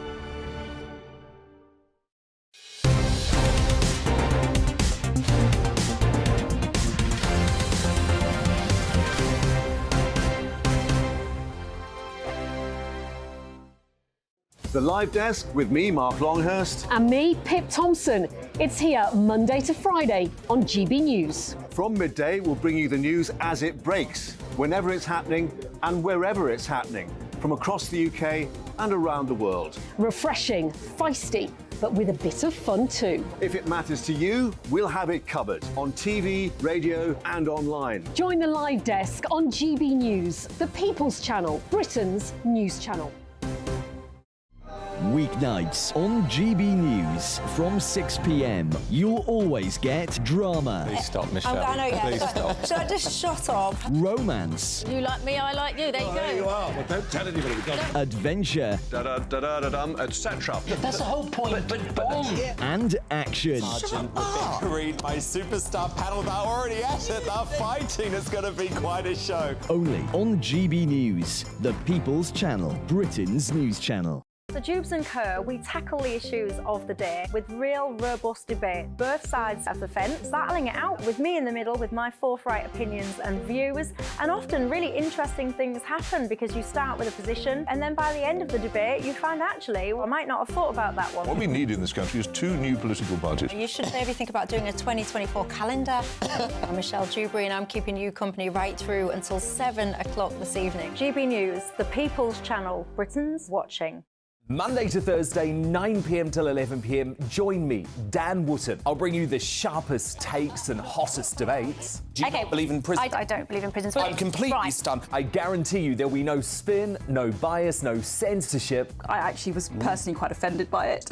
And no reason to go to bed. So I guess they've always been quite woke. That's Dan Wootton tonight on TV, radio and online. Monday to Thursday from 9 p.m. till 11 p.m. on GB News. The People's Channel, Britain's news channel. In a world of dull and predictable radio and TV shows. Oh, hi. On Mark Dolan tonight, we've got big guests. We drill into the big stories of the day.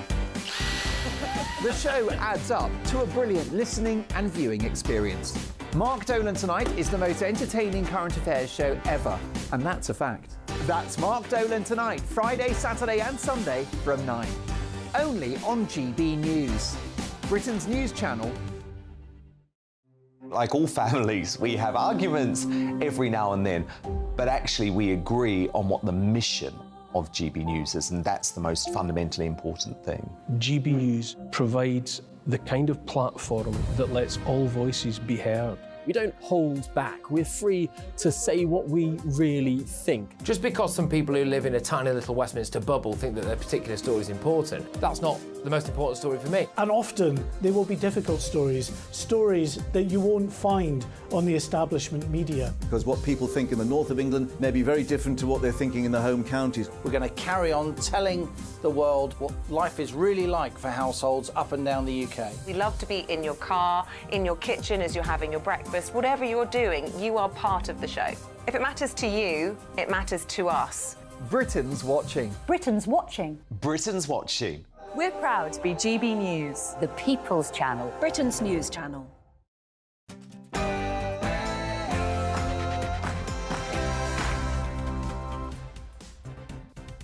Charged up, the owners of Jaguar Land Rover to invest £4 billion in a battery gigafactory for Somerset. We're live in Bridgewater with a promise of up to 9,500 jobs. More good economic news as inflation drops to 7.9%. Markets have rallied amidst hopes it signifies an easing of the cost of living crisis. Police make several arrests as Just Stop Oil try to halt MPs arriving at the Commons. The Prime Minister has to leave by the back entrance.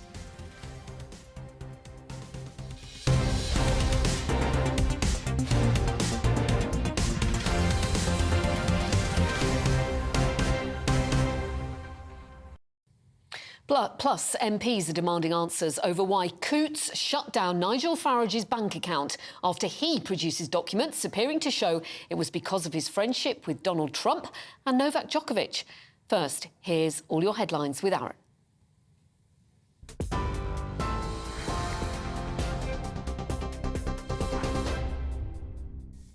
Very good afternoon to you. It's 2 minutes past 1. Aaron Armstrong here in the GB newsroom.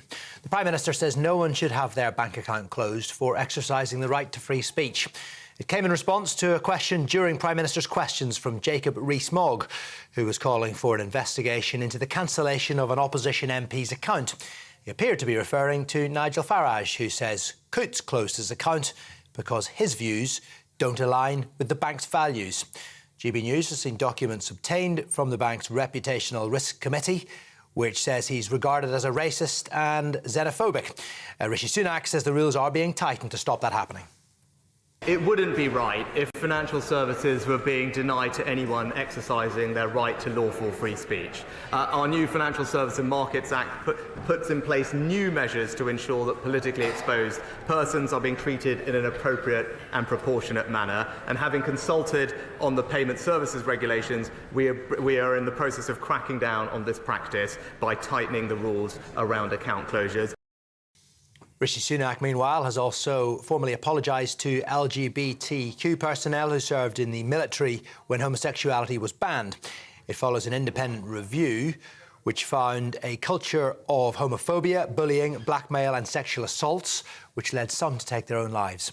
Lord Etherton's report has called for survivors to be paid compensation. It could cost the government £50 million. The Prime Minister has described the policy between 1967 and the year 2000 as an appalling failure. Meanwhile, Rishi Sunak was forced to leave Parliament by a rear exit because of a demonstration by Just Stop Oil activists trying to stop MPs from attending PMQs. Police made dozens of arrests. This morning, the group posted video on Twitter showing a supporter spray painting the Department of Energy, Security and Net Zero. Inflation fell by more than expected to 7.9% in the year to June, the lowest level for 15 months. The Office for National Statistics says that was driven by falling fuel costs, although food price inflation is still high at 17.3%. It could result in a smaller increase in interest rates from the Bank of England next month. The government wants to have inflation by the end of the year, but Labour says persistent inflation is a result of Tory mismanagement. The Chancellor, Jeremy Hunt, admits there's a long way to go. It shows that if the government and the Bank of England are prepared to take difficult decisions, we can win the battle against inflation. But nonetheless, for families up and down the country, prices are still rising much too fast. There's a long way to go. If we look at inflation at 3% in the US, 5.5% in the Eurozone, you can see that if we stick to the plan, we can bring down inflation. The owner of Jaguar Land Rovers confirmed plans to build a £4 billion electric car battery factory in the UK. The Prime Minister says the factory, expected to be built in Somerset, will create 4,000 jobs and thousands more in the supply chain. Reports have suggested the government, though, has offered hundreds of billions of pounds worth of subsidies to secure the deal. But the Energy Secretary, Grant Shapps, wouldn't be drawn on a figure. It is true that not just Jaguar Land Rover, but through the Automotive Transformation Fund, other manufacturers, Nissan, for example, who are investing £1 billion in Sunderland, as Stellantis and Nelson Airport, they all get access to this fund. I can't confirm the actual figures because it all comes out commercially in the usual way, but I can tell you that it wasn't just all about cash. It was also about our ability in R&D, for example, through the Faraday Battery Institute.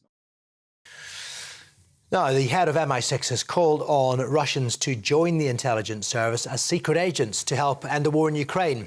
Richard Moore says there appears to be little prospect of Moscow regaining momentum in Ukraine, and he remains optimistic about Kyiv's counter-offensive.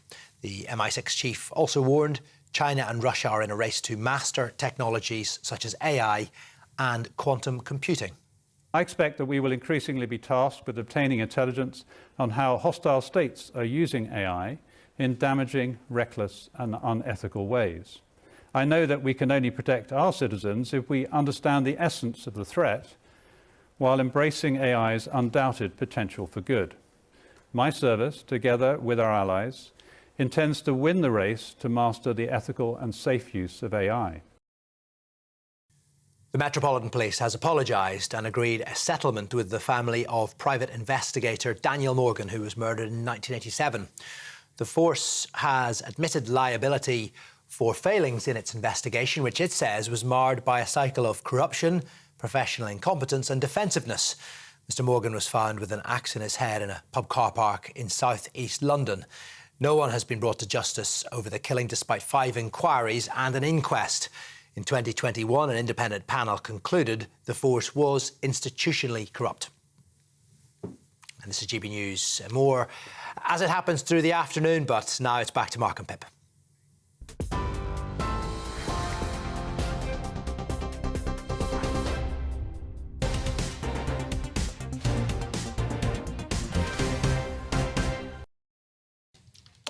Welcome back to the live desk. Jaguar Land Rover's owner Tata Group has announced plans to build a £4 billion battery factory in Somerset, an investment which will create around 4,000 jobs, according to the government.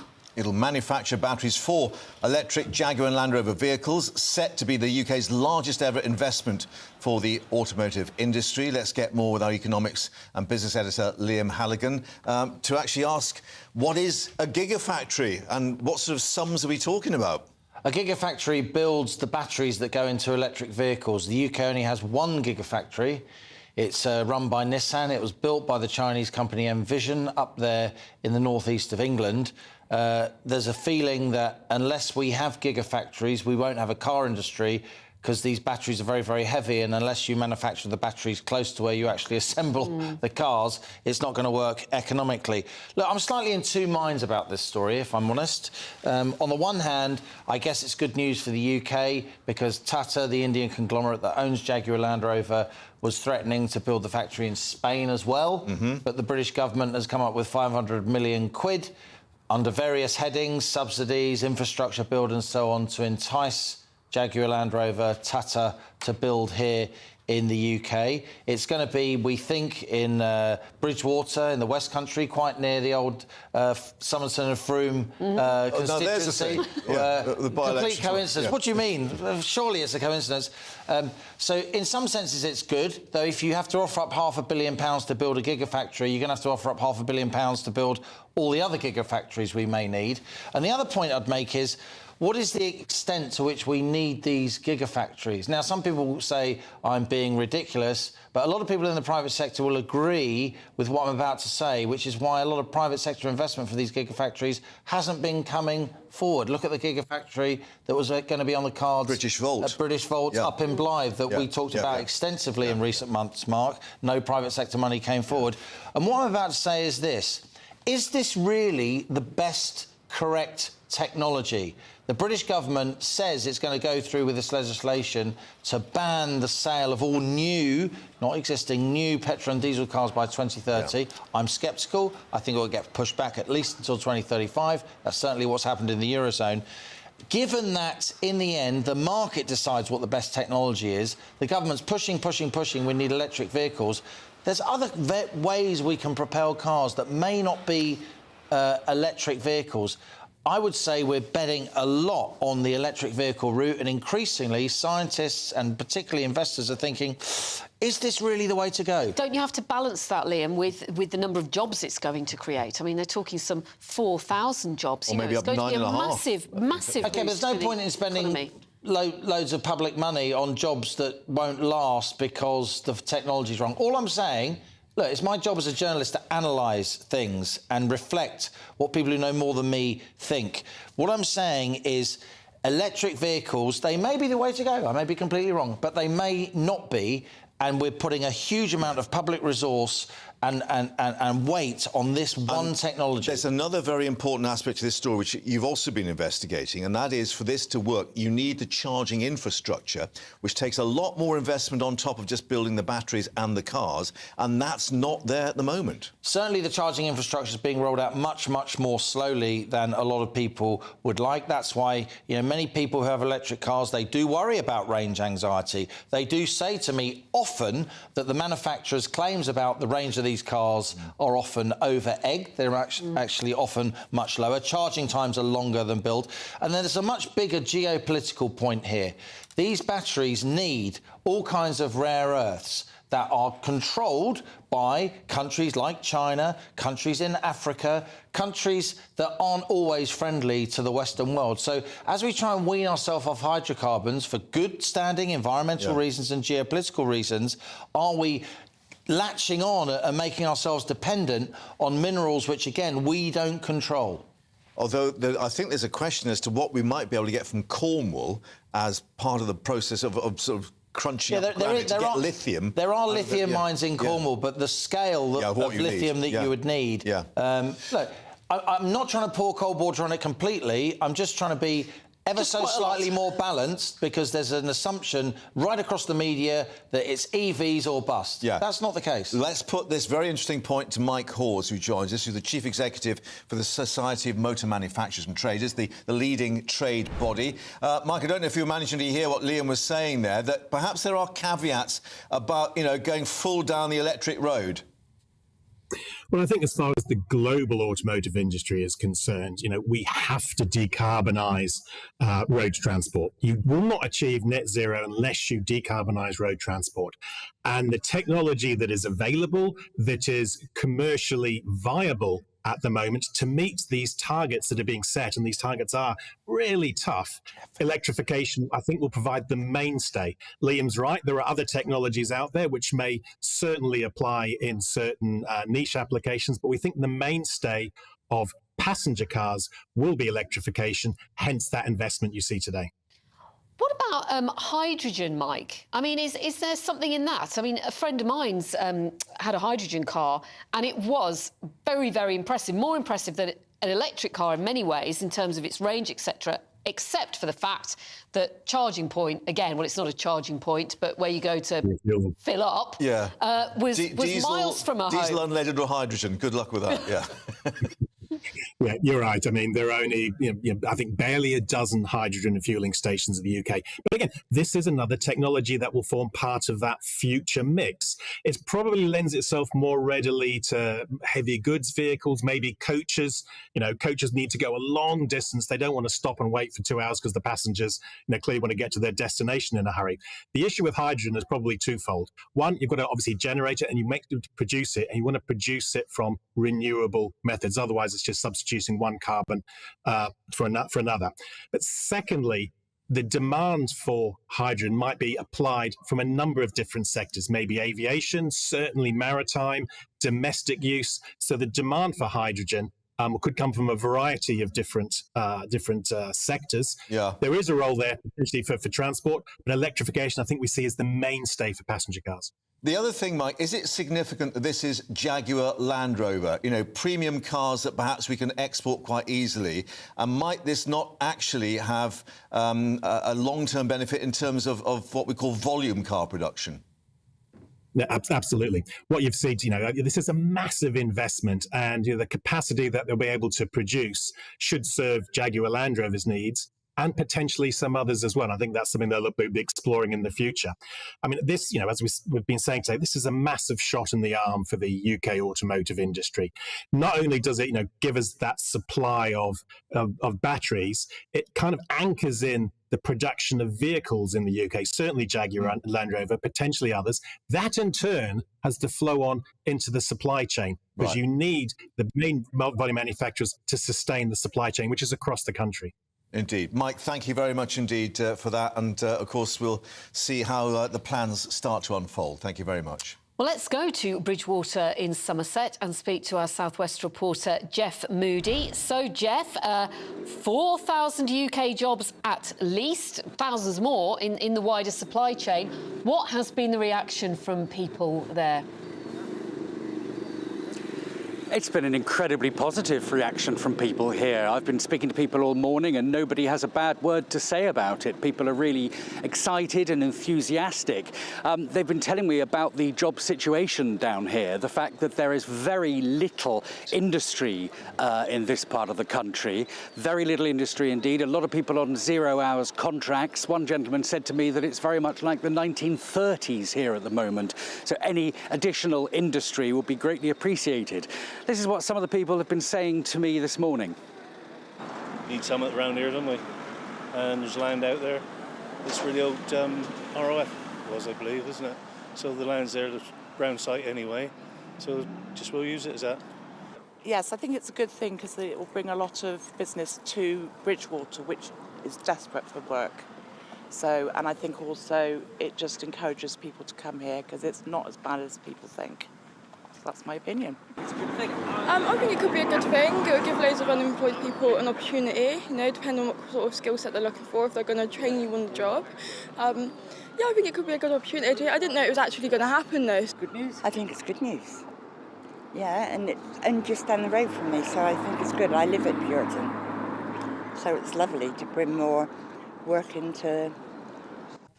Now, it's supposed to directly generate around 9,500 jobs, but that's only the start of it. What with the infrastructure that needs to be built around it, the increased transport links, they're saying today that it could create around 40,000 jobs, and that is badly needed here.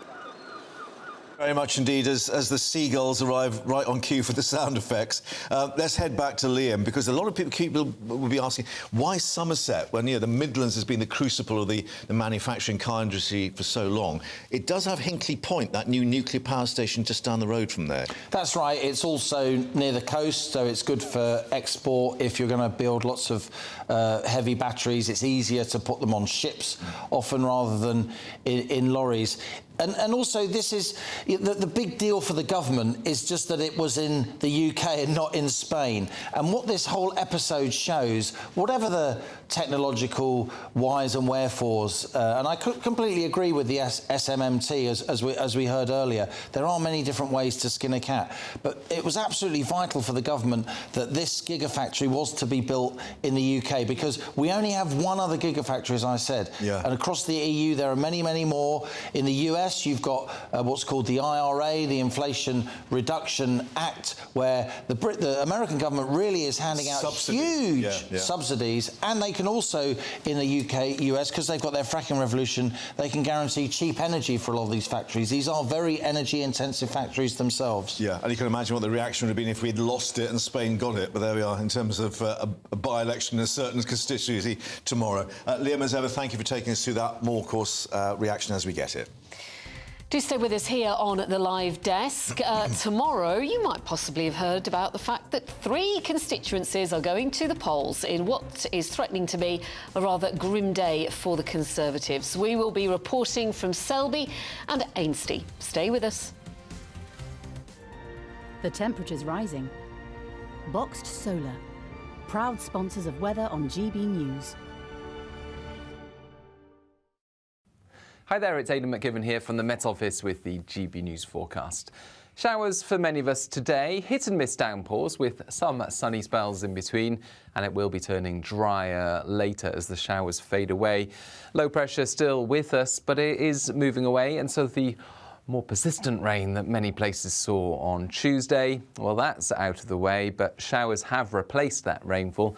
The heaviest downpours will be in the east, and they'll continue into the evening in places, but eventually after midnight most of the showers confined to the north and northwest of Scotland, parts of Northern Ireland as well, but elsewhere clear spells, and temperatures in main urban areas 10 to 13 Celsius, but in sheltered rural spots in the single figures, and 3 to 6 Celsius possible for parts of Scotland first thing, 1 or 2 fog patches for Wales and the southwest. Otherwise a bright start for many.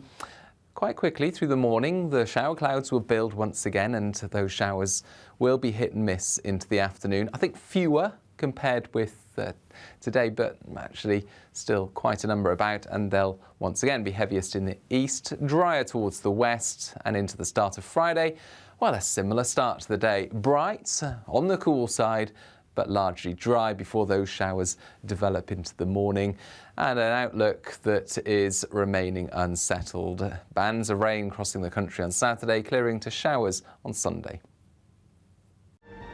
The temperature's rising. Boxed Solar, proud sponsors of weather on GB News.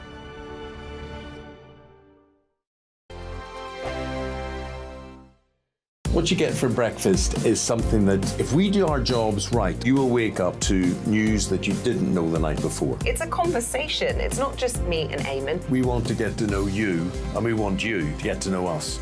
From 6, it's Breakfast with Eamon and Isabel. Monday to Thursdays on GB News, Britain's news channel. Westminster is going around in ever-decreasing circles, followed by the media. Britain is broken. How on earth did we get into this mess? But more importantly, how do we get out of it? Join me at 7 p.m, Mondays to Thursdays on Farage, here on GB News. We will have open, rational debate. We've got to work out how Britain moves forward from this. Join us here on GB News, the People's Channel. Britain is watching.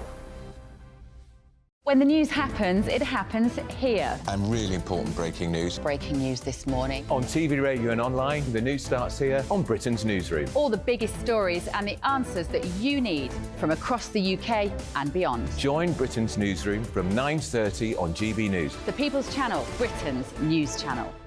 Join me, Patrick Christie's, Monday to Friday, 3 till 6. We tackle the day's news agenda like you've never seen before. It's high tempo, high octane, the most controversial topics and the best guests. You will not be able to take your eyes and ears off it. I'm not afraid to ask the questions that you really want answered. 3 till 6 p.m, Monday to Friday on GB News, the People's Channel, Britain's news channel. People in Britain, they love free speech, but they also love fair play. I don't care if I'm speaking somebody from a trade union, from the Labour Party, somebody from the SNP. And I think the viewers like to see that actually we can challenge one another, but in a positive way. We think we ask the questions that people want to ask, and often we ask the questions that we wanted to ask in Parliament but never got the chance to ask. So join us every Saturday, 10 a.m. till noon on GB News, Britain's news channel.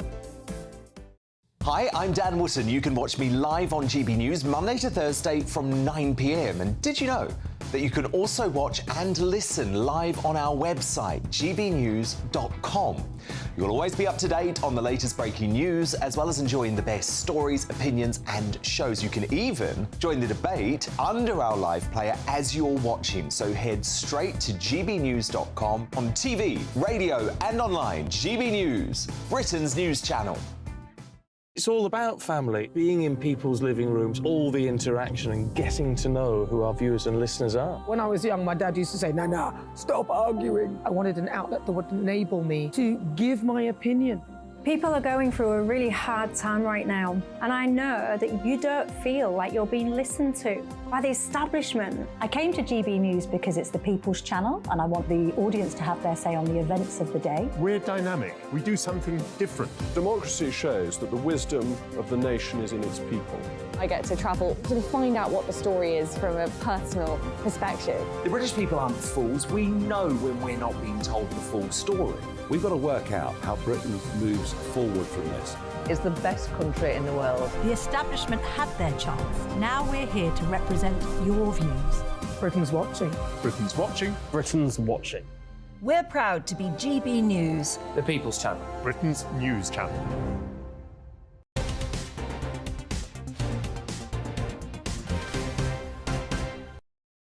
Welcome back to the live desk. Now, we had a formal apology from the Prime Minister, the head of PMQs, for those military personnel, LGBT personnel, who were effectively banned from the army, the result of the Etherton report. We've now got the Defence Secretary in the chamber, Ben Wallace, talking about the issue.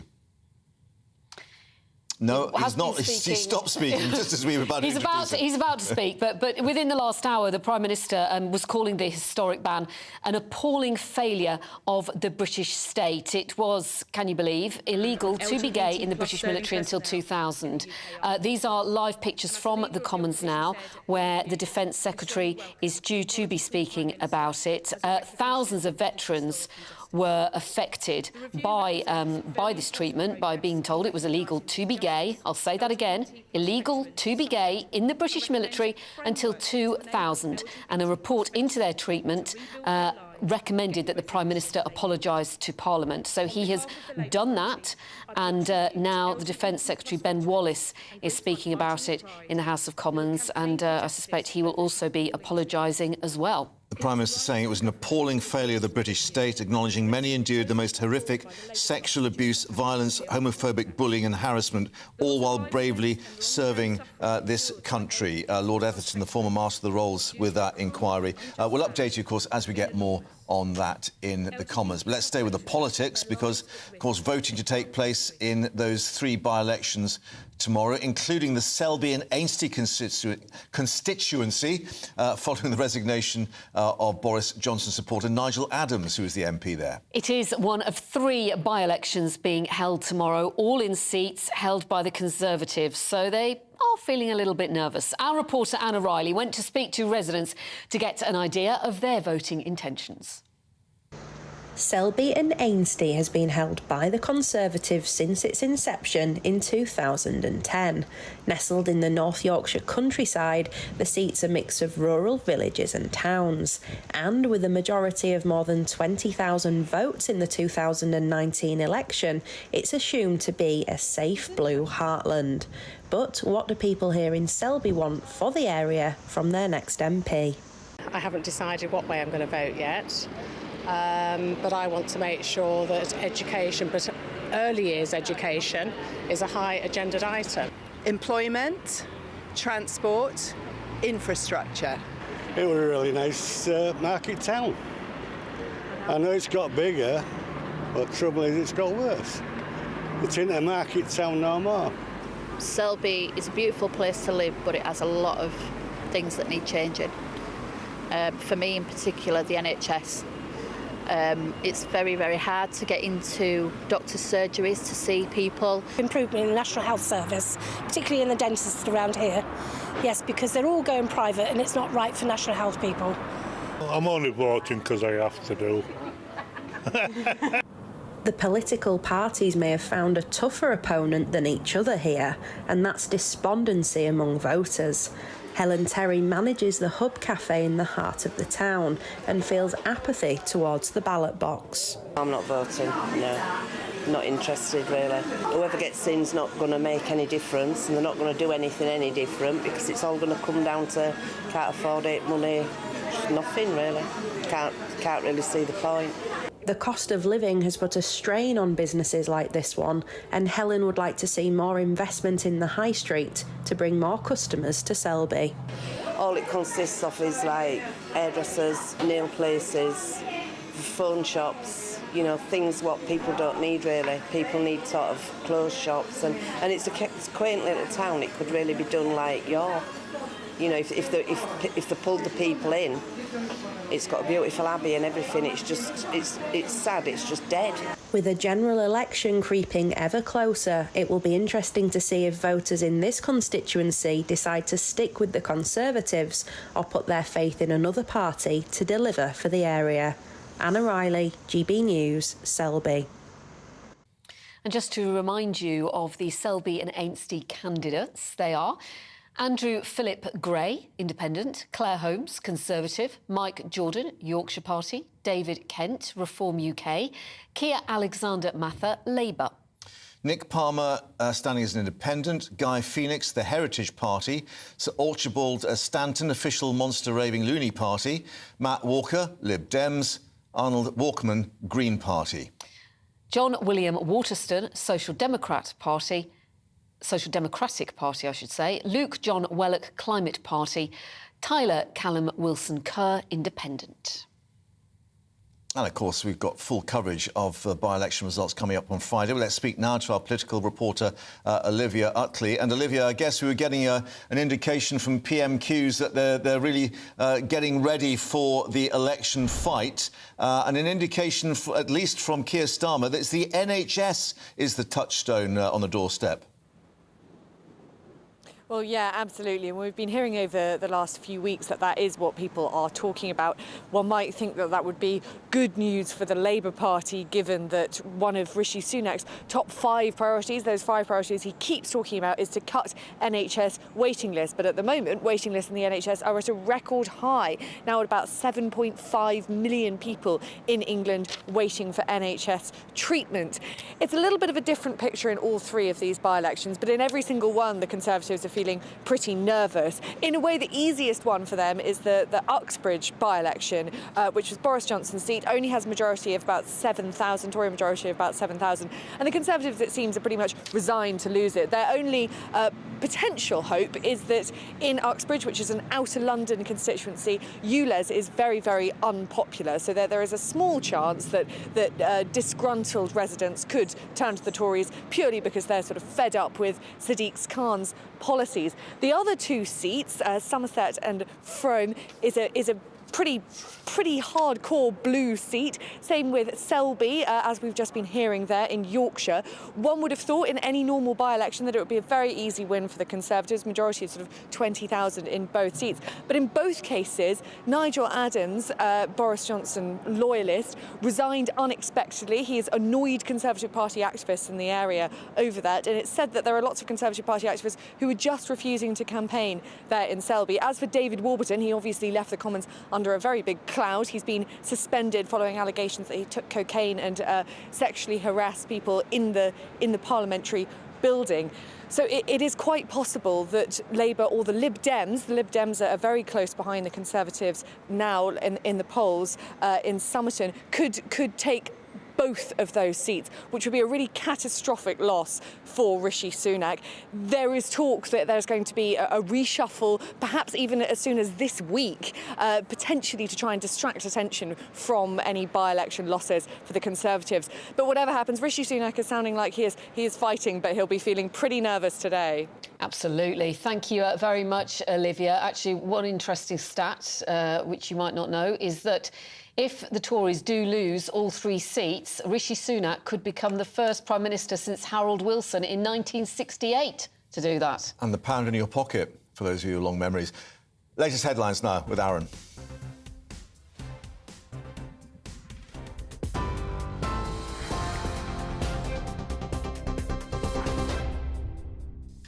Good afternoon to you. It's 1:33. Aaron Armstrong here in the GB newsroom. The Prime Minister says no one should have their bank accounts closed for exercising the right to free speech. His comments come in response to a question during PMQs from Jacob Rees-Mogg, who was calling for an investigation into the cancellation of an opposition MP's account. He appeared to be referring to Nigel Farage, who says Coates closed his account because his views do not align with the bank's values. GB News has seen documents obtained from the bank's Reputational Risk Committee, which says he's regarded as racist and xenophobic. Rishi Sunak says the rules are being tightened to stop it happening. It wouldn't be right if financial services were being denied to anyone exercising their right to lawful free speech. Our new Financial Services and Markets Act puts in place new measures to ensure that politically exposed persons are being treated in an appropriate and proportionate manner. And having consulted on the payment services regulations, we are in the process of cracking down on this practice by tightening the rules around account closures.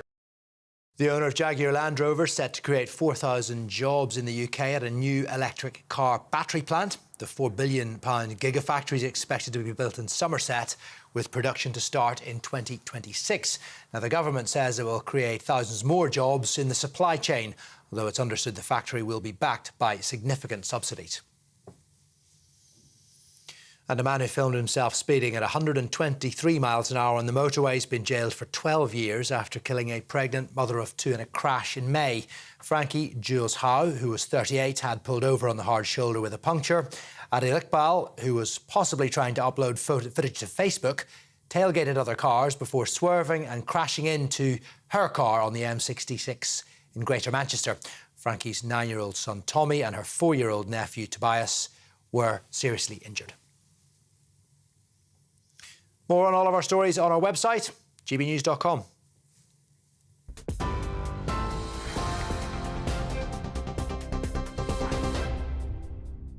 Direct Bullion sponsors the Finance Report on GB News for gold and silver investment.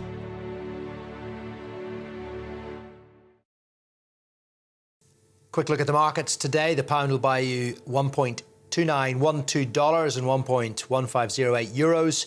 The price of gold, £1,530.18 per ounce, and the FTSE 100 is at 7,572 points. Direct Bullion sponsors the Finance Report on GB News for physical investment. The Live Desk with me, Mark Longhurst. And me, Pip Thompson. It's here Monday to Friday on GB News. From midday, we'll bring you the news as it breaks, whenever it's happening and wherever it's happening, from across the UK and around the world. Refreshing, feisty, but with a bit of fun too. If it matters to you, we'll have it covered on TV, radio and online. Join the Live Desk on GB News, the People's Channel, Britain's news channel. Weeknights on GB News from 6 p.m. You'll always get drama. Please stop, Michelle. I know, yeah. Please stop. Should I just shut up? Romance. You like me, I like you. There you go. There you are. Well, don't tell anybody. Adventure. Etc. That's the whole point. And action. Sergeant, we're being read my superstar panel. They're already at it. They're fighting. It's going to be quite a show. Only on GB News, the People's Channel, Britain's news channel. So Jubes and Kerr, we tackle the issues of the day with real robust debate, both sides of the fence, battling it out with me in the middle with my forthright opinions and views. And often really interesting things happen because you start with a position and then by the end of the debate you find actually, well, I might not have thought about that one. What we need in this country is 2 new political parties. You should maybe think about doing a 2024 calendar. I'm Michelle Dewberry and I'm keeping you company right through until 7 o'clock this evening. GB News, the People's Channel, Britain's watching. Monday to Thursday, 9 p.m. till 11 p.m. Join me, Dan Wootton. I'll bring you the sharpest takes and hottest debates. Do you not believe in prisons? I don't believe in prisons. I'm completely stunned. I guarantee you there'll be no spin, no bias, no censorship. I actually was personally quite offended by it. And no reason to go to bed. So I guess they've always been quite woke. That's Dan Wootton tonight on TV, radio and online. Monday to Thursday from 9 p.m. till 11 p.m. on GB News. The People's Channel, Britain's news channel. In a world of dull and predictable radio and TV shows. Oh, hi. On Mark Dolan tonight, we've got big guests. We drill into the big stories of the day. The show adds up to a brilliant listening and viewing experience. Mark Dolan Tonight is the most entertaining current affairs show ever, and that's a fact. That's Mark Dolan Tonight, Friday, Saturday and Sunday from 9. Only on GB News, Britain's news channel. Like all families, we have arguments every now and then, but actually we agree on what the mission of GB News is, and that's the most fundamentally important thing. GB News provides the kind of platform that lets all voices be heard. We don't hold back. We're free to say what we really think. Just because some people who live in a tiny little Westminster bubble think that their particular story is important, that's not the most important story for me. And often there will be difficult stories that you won't find on the establishment media. Because what people think in the north of England may be very different to what they're thinking in the home counties. We're going to carry on telling the world what life is really like for households up and down the UK. We love to be in your car, in your kitchen as you're having your breakfast. breakfast, whatever you're doing, you are part of the show. If it matters to you, it matters to us. Britain's watching. Britain's watching. Britain's watching. We're proud to be GB News. The People's Channel. Britain's news channel.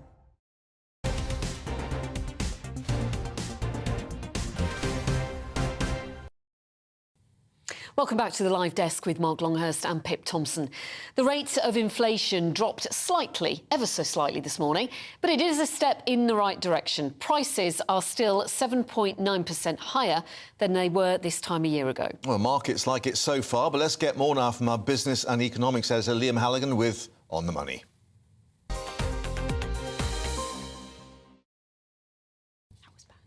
This cost of living squeeze is still with us, but it's a bit less intense than it was. Inflation is falling, but, says Chancellor Jeremy Hunt, we're sticking to our plan, and that plan involves interest rate rises, trying to squeeze those price rises out of the economy. Let's have a look at the numbers. The Consumer Price Index, it was 7.9% up in June 2023 compared to June the year before. That's down quite significantly from May 2023. Inflation now is lower than many people expected, and it's important that it's psychologically below that 8% level, but it is still 4 times the Bank of England's target, and by international standards, UK inflation is high. Our 7.9% number for June compares to an average of 5.5% across the Eurozone, continental Europe, and US inflation there, an enviable 3%, not least because our American cousins have got much lower energy prices than us. What's driving UK inflation? It's still those pesky food prices, as shoppers know well. 18.3% food price inflation in May, still 17.3% in June. And many of us think in the real world, food prices are going up much faster than that. No wonder the Competition and Markets Authority has got an inquiry going into those food price rises, an inquiry the government is watching closely. Core inflation.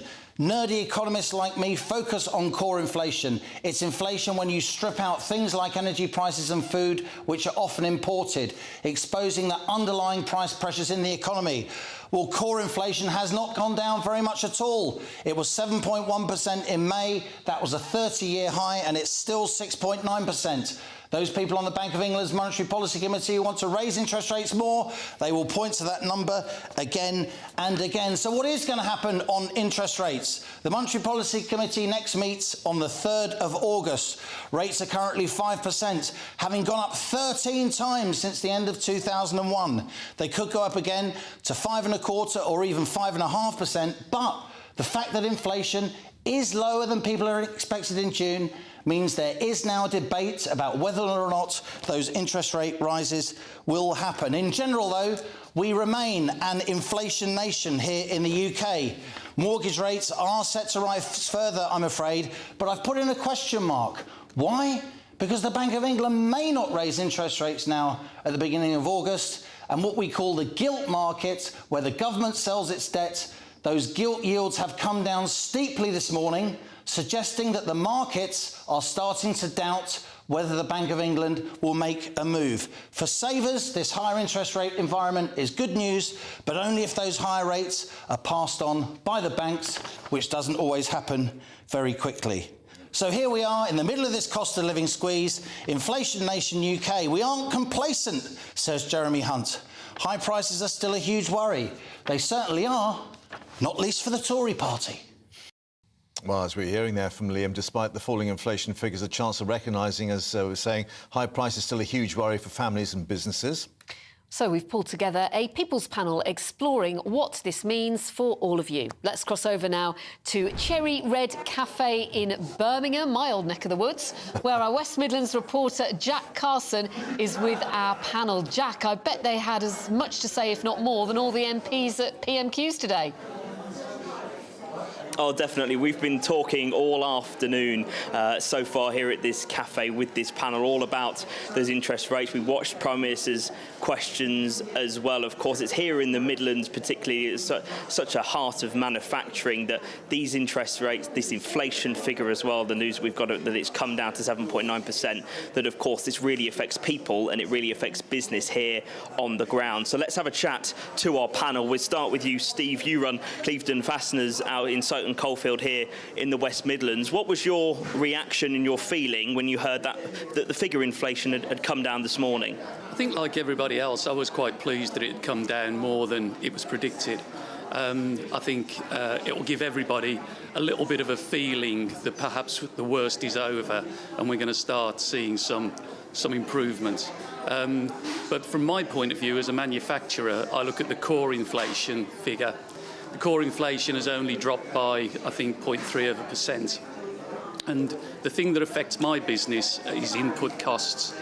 And input costs in 2020 were 22%. That's how fast our input costs were going up. It's now down to, last month, it was down to 0.5, which is a fantastic reduction.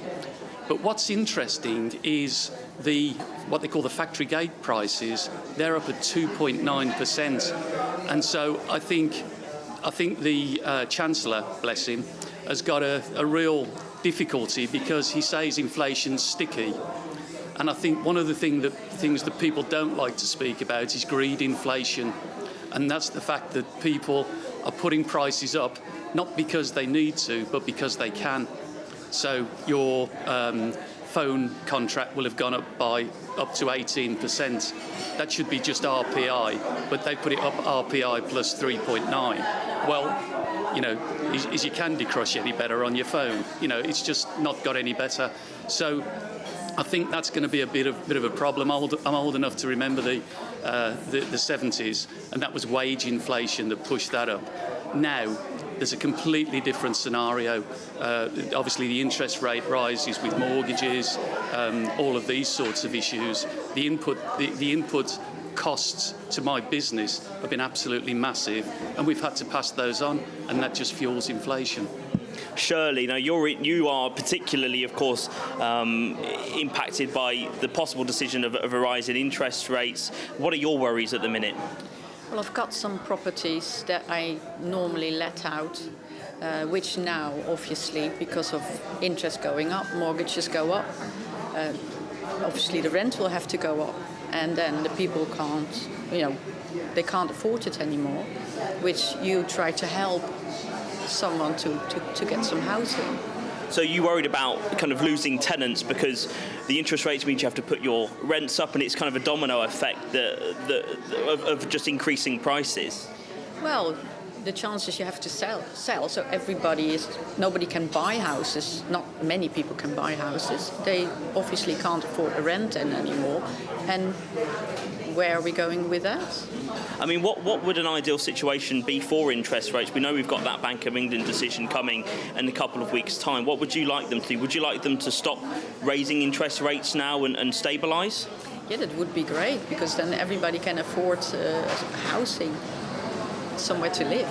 Okay, Mark, you worked in the banking sector for 25 years. What are your thoughts on the decision to keep raising interest rates from the Bank of England? What has been your feeling as someone that worked in that industry for so long?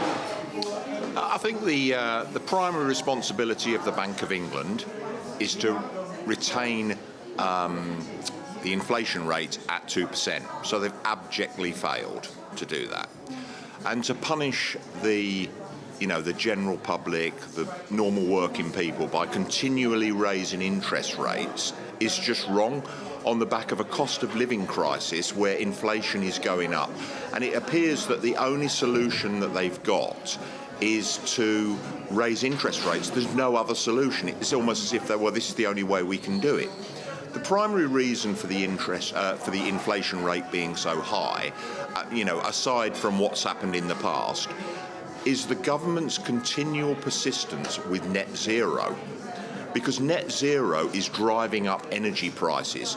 Energy prices have a direct impact on the rate of inflation, and so therefore this is the problem that we're in. So I think to continually increase interest rates is creating problems for the normal working people, it's creating problems for people like Shirley, it's creating problems for literally everybody, and it doesn't really do anybody any favours. So I think the government need to look at what they're doing. The government need to look at and say, well, is there another way? You know, we're the only country at the moment that is persisting with this net zero policy, which is driving up energy prices, and everybody is being affected by that, whether you're a homeowner, whether you're a renter, whether you're you know, literally everybody is being affected by this, and it's almost as if they've only got one solution: let's raise interest rates, let's raise interest rates. No, that's not the only solution. Let's have a look at our silly policy which says we're going to get rid of, you know, everything that brings energy costs down, and let's pursue this goal of net zero, which they're not going to achieve and actually don't need to achieve. Mark, thank you very much. Shirley and Steve as well. They are some of the views here at the People's Panel in Birmingham, because it's here, and as you've been hearing, this is where the real impact is. Jack, thanks very much indeed. They do talk a lot in Birmingham. I don't know what you're suggesting. Now, GB News has learned that more than 14,000 people have crossed the English Channel in small boats so far this year. More than 300 others have arrived in 6 small boats just today alone. And, of course, this comes after the Bibby Stockholm barge arrived at Portland in Dorset yesterday to house 500 asylum seekers, but also the non-arrival of 2 cruise ships the government has secured. Couldn't get a berth, it seems, at Birkenhead, Teesside or Edinburgh. Don't carry on cruising, it seems, for the government. Well, let's get all the details on this from our Home and Security editor, Mark White. Let's first of all talk about the small boats, not the cruise ships, the very small boats. These figures, I mean, just today alone, that's astonishing to me. Yeah, an update on that. 7 small boats have come across so far today, despite pretty choppy conditions out in the Channel. But yesterday, and we do have these images here, out in the Channel, 574 people crossed the English Channel yesterday in 12 small boats. This one of those small boats that was intercepted by Border Force vessels. I say intercepted, stopped. Then they transfer the occupants onto the Border Force vessels. They take them to Dover Harbour for processing. And then that continued basically into the wee small hours. You can see there, this is 2 a.m. in the morning. Our Kent producer, he does a shift for us, that's for sure, out there filming as Border Force vessels came in with 3 boatfuls that arrived in darkness, and then another 4 small boats have arrived since first light this morning. So that actually takes the total for the year to more than 14,100. And it just compared to last year? Well, it's slightly less than last year, but we've had much more adverse weather condition for a big long run of periods where the wind's been blowing in the wrong direction, blowing back towards the beaches of France, and also coming from the northeast, which runs against the prevailing tide and makes the conditions much more difficult to cross. But of course, those boats coming as the Bibby Stockholm, and you were on that cliff top seeing it, was docking, and the government hoping that those pictures would act as a disincentive for all these migrants coming across. This is what awaits you if you come here. Yeah, but the migrants aren't going to see those pictures, are they? The government relies a lot on Well, I wouldn't be too sure. The migrants are pretty well connected. They all have their mobile phones on that side of the Channel. When they get into the middle of the Channel, they usually ditch them along with their identifying documents as per the instructions of the people smugglers. But yeah, they will be aware of developments such as this barge, and we're told that the first asylum seekers, probably under 50, will board the Bibby Stockholm next week. It's currently being plugged up for all the utilities to make it ship-shape effectively for those to cross. This was the Bibby Stockholm. That was about 6:45 yesterday as I was standing on the cliff top watching it come in. I see no ships. Yeah, we just saw that. Not quite a ship. There's been a lot of discussion about people saying it's a floating prison, people are going to be incarcerated. I mean, we can see pictures, I think we showed them yesterday, hopefully we have them, of the inside of the barge. And there is a restaurant, there is a gym, it has been refitted. People will be able to get off and go on a bus into the town. There is some security. Yeah. I mean, this... Well, I mean, the comparisons to a prison barge are ludicrous. You know, you don't... You think that, having seen it up close? Well, in the sense that you don't get to leave a prison. So you can come and go. That's your bed for the night on that barge. The government makes no apologies for the fact that these are basic, austere conditions. So in the sense, when it was run by the oil industry for oil workers, there would be one person per cabin. Now it's going to be 2 people per cabin, but they've all got en-suite facilities. And while we're talking about life at sea, what's happened to the government's cruise at Birkenhead, Teesside and Edinburgh? It seems it's not calling at those well-known ports now. Well, you remember a month ago, Rishi Sunak stood up in Dover when he announced actually that the small boats plan was working, that there was a reduction in numbers. He also said that as well as the BB Stockholm barge, these cruise ships, this is the MS Victoria and another sister ship, were being acquired, leased by the government to house asylum seekers as well. Now, this one, MS Victoria, was up in Edinburgh. It housed Ukrainian refugees for a while. Those Ukrainian refugees have been taken ashore. They have had problems of trying to get a port to accept them. So they are currently back, we believe, with the owners, but still leased by the Home Office. They are going to try to still see if they can get ports. Right. Other facilities that they can use. But the taxpayers still paying for those cruise ships? I think originally they will have paid for the original lease. Right. So. OK, Mark, thank you very much for updating us and all that. Coming up, we'll also update you on a new factory for Somerset. It's for battery production, a Gigafactory no less, but how much has the taxpayer had to pay to secure the deal? A brighter outlook with Boxed Solar. Proud sponsors of weather on GB News. Hi there, it's Aidan McGivern here from the Met Office with the GB News forecast. Showers for many of us today, hit and miss downpours with some sunny spells in between, and it will be turning drier later as the showers fade away. Low pressure still with us, but it is moving away, and so the more persistent rain that many places saw on Tuesday, well, that's out of the way, but showers have replaced that rainfall.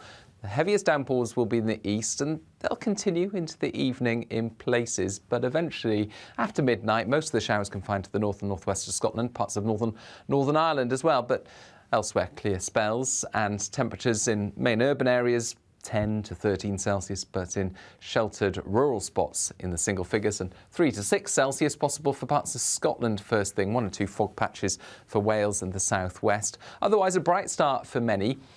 Quite quickly through the morning, the shower clouds will build once again, and those showers will be hit and miss into the afternoon. I think fewer compared with today, but actually still quite a number about, and they'll once again be heaviest in the east, drier towards the west and into the start of Friday.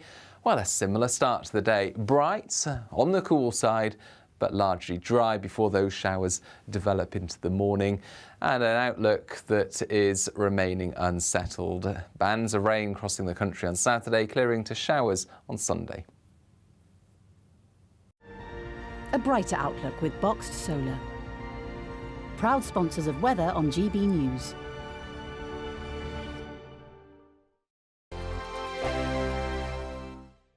What you get for breakfast is something that, if we do our jobs right, you will wake up to news that you didn't know the night before. It's a conversation. It's not just me and Eamon. We want to get to know you, and we want you to get to know us. From 6, it's Breakfast with Eamon and Isabel. Monday to Thursdays on GB News, Britain's news channel. Westminster is going around in ever-decreasing circles, followed by the media. Britain is broken. How on earth did we get into this mess? But more importantly, how do we get out of it? Join me at 7 p.m, Mondays to Thursdays on Farage, here on GB News. We will have open, rational debate. We've got to work out how Britain moves forward from this. Join us here on GB News, the People's Channel. Britain is watching. When the news happens, it happens here. And really important breaking news. Breaking news this morning. On TV, radio and online, the news starts here on Britain's Newsroom. All the biggest stories and the answers that you need from across the UK and beyond. Join Britain's Newsroom from 9:30 on GB News. The People's Channel, Britain's news channel. Join me, Patrick Christie's, Monday to Friday, 3 till 6. We tackle the day's news agenda like you've never seen before. It's high tempo, high octane, the most controversial topics and the best guests. You will not be able to take your eyes and ears off it. I'm not afraid to ask the questions that you really want answered. 3 till 6 p.m, Monday to Friday on GB News, the People's Channel, Britain's news channel.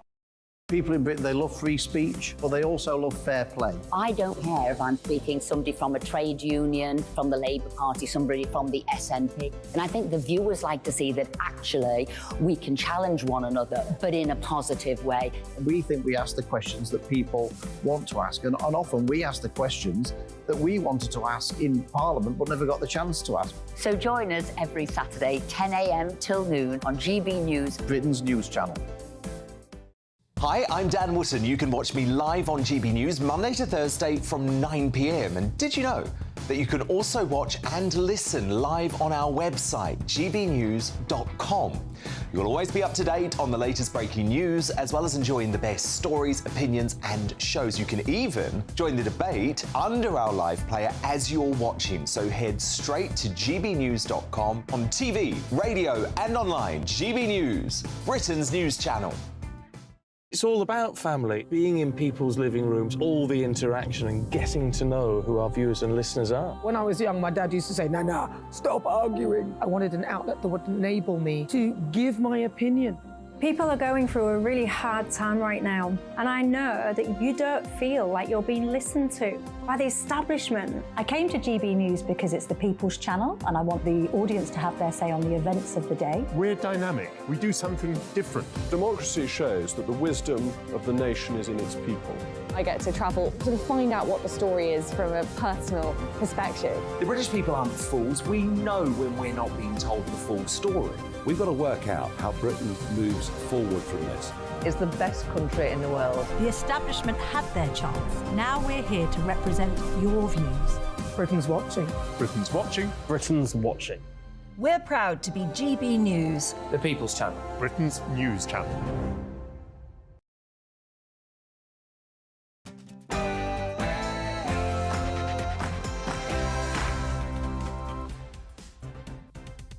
Charged up, the owners of Jaguar Land Rover to invest £4 billion in a battery gigafactory for Somerset. We're live in Bridgewater as it's promised there could be more than 9,500 jobs. More good economic news as inflation drops to 7.9%. Markets have rallied amidst hopes it signifies an easing of the cost of living crisis. Police make several arrests as Just Stop Oil try to stop MPs at the House of Commons for PMQs. And the Prime Minister had to leave by the back door after asking Keir Starmer to unglue himself from the fence.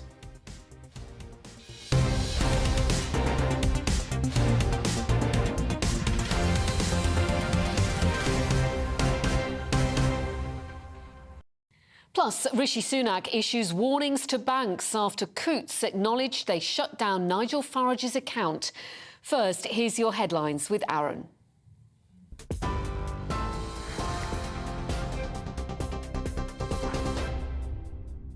Good afternoon. It's just gone 3 minutes past 4. I'm Aaron Armstrong in the GB Newsroom.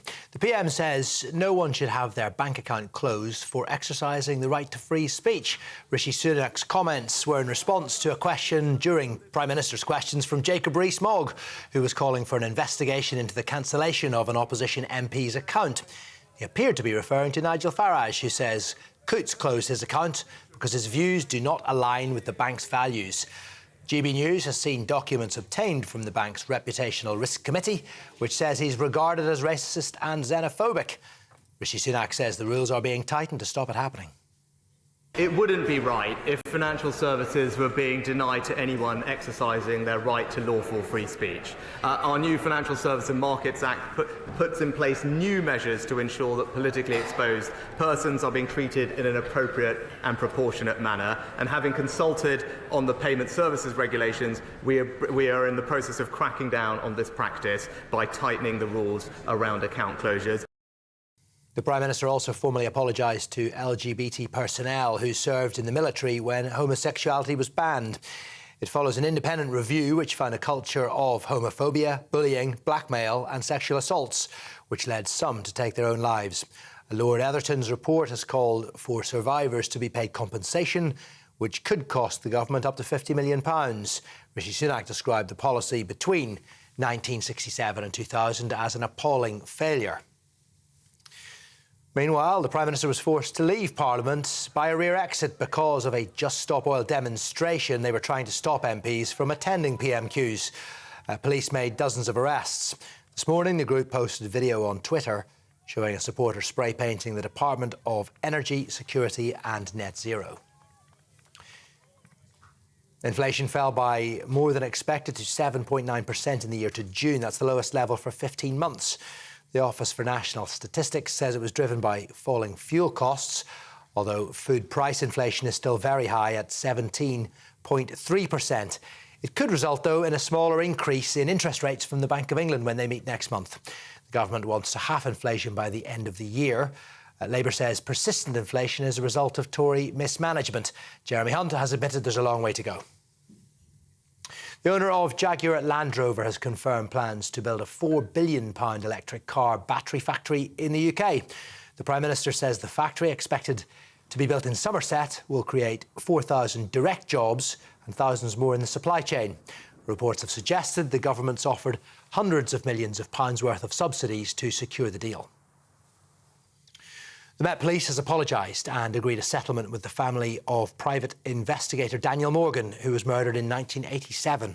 The force has admitted liability for its investigation, which it says was marred by corruption, incompetence and defensiveness.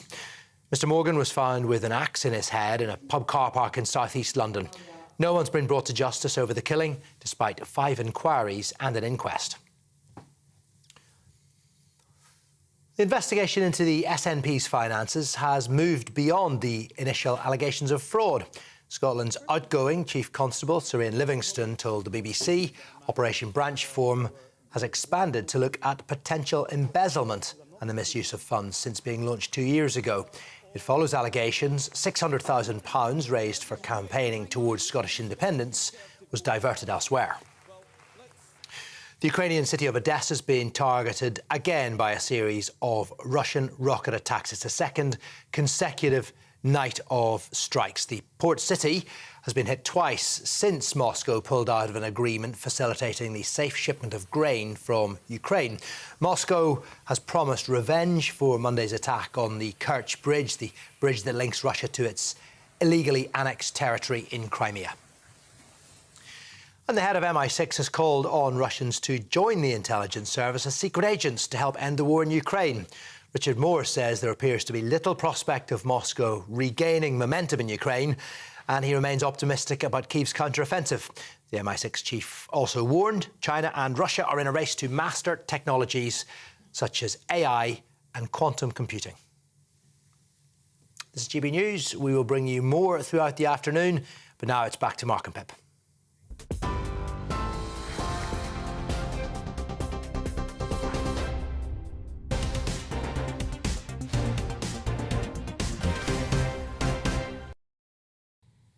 Welcome back to the live desk. We want to show you some pictures from Greece. We've been talking about this all week, the wildfires that are raging. Well, this is just northwest of Athens, where forests and homes have been destroyed, tinder box conditions right across the country. And this is a little village near Athens where firefighting planes are dropping flame retardant liquids onto burning trees and undergrowth. Now, these fires are common in Greece, but hotter and drier summers have really turned the Mediterranean into a wildfire hotspot in recent years. Yeah, yesterday, of course, the Greek authorities revealing that both France and Italy had provided them with water-bombing aircraft as well as the helicopters to try and keep a sort of barrier away from Athens itself. A lot of these fires are within, 15 miles of the Greek capital. Elsewhere, we're also being told that there are wildfires now on the island of Rhodes, way down to the south, but a very popular holiday destination, of course, with British holidaymakers. So clearly these conditions are hitting many parts of Greece. And certainly yesterday we were being told that some of the firefighters have been working for 24 hours non-stop, using hundreds of appliances and also these specialist helicopters. And it's not just Greece hit, of course, it is many parts of Europe. There are red alerts for extreme heat in place in most of Italy's main cities. And this situation is actually causing many people, maybe you are one of them, to rethink your travel plans this summer because it is so ragingly hot. Anyway, we'll update you on the situation. As we say, this on the outskirts or near Athens, about 20 miles away, we think. Also elsewhere in Rhodes, the island down in the south. And clearly the authorities getting very worried now about trying to keep this under control. We'll keep you updated. Jaguar Land Rover's owner, Tata Group, has announced plans to build a £4 billion battery factory in Somerset. It's an investment which will create at least 4,000 jobs. Yeah, it's called a Gigafactory to create batteries for Jaguar Land Rover electric vehicles, set to be the largest ever inward investment in the UK's automotive industry since, well, Nissan back in the 1980s. Let's get more with our economics and business editor, Liam Halligan, joining us here in the studio. And Liam, there is a question mark about what the government had to pay out to get Tata to actually put this in Somerset rather than in Spain. Well, car companies over many years have specialised in holding metaphorical guns to governments' heads. We're not going to make this investment. We're not going to let you get the political benefits of announcing, lots of potential jobs, as you say, Pip, unless you sweeten the deal for us. Tata, of course, is a huge Indian conglomerate. It owns Jaguar Land Rover, and it's managed to extract we believe the thick end of £500 million, £500 million from the British government, a huge amount of money in subsidies and other inducements. But there was lots politically on the line. This Gigafactory, so-called, the factory where you make the batteries that go into electric vehicles, could easily have gone to Spain. At least that's what Tata was telling the British government. And, of course, there's absolutely no link at all, Mark, between the fact that this Gigafactory is in the West Country near Somerton and Frome, and there's actually a by-election in Somerton and Frome tomorrow. No link whatsoever. Yeah, OK, we'll just digest that. But, I mean, for the local townspeople in Bridgewater and Somerset, of course, which has been pretty agricultural. We've had sort of cider, cheese and so on. It's a major economic... It is a major economic... At least, 9,500 jobs and maybe counting. Well, these are the claims. We don't know, but they're reasonable claims. They're made by, very reputable companies and Whitehall as well. Bridgewater, of course, another huge construction project, the biggest construction project in Europe, just down the road, is the Hinkley nuclear plant, which is nearing completion. And it strikes me that what we're doing here, at least in the minds of ministers and automotive executives, is securing or helping to secure the future of British car making. Car making is 10% of our exports. It employs hundreds of thousands of people. We are still a major car maker, or at least a car assembler. The difference is that many of our major car makers aren't British-owned. They're owned by Indian or Chinese or German conglomerates.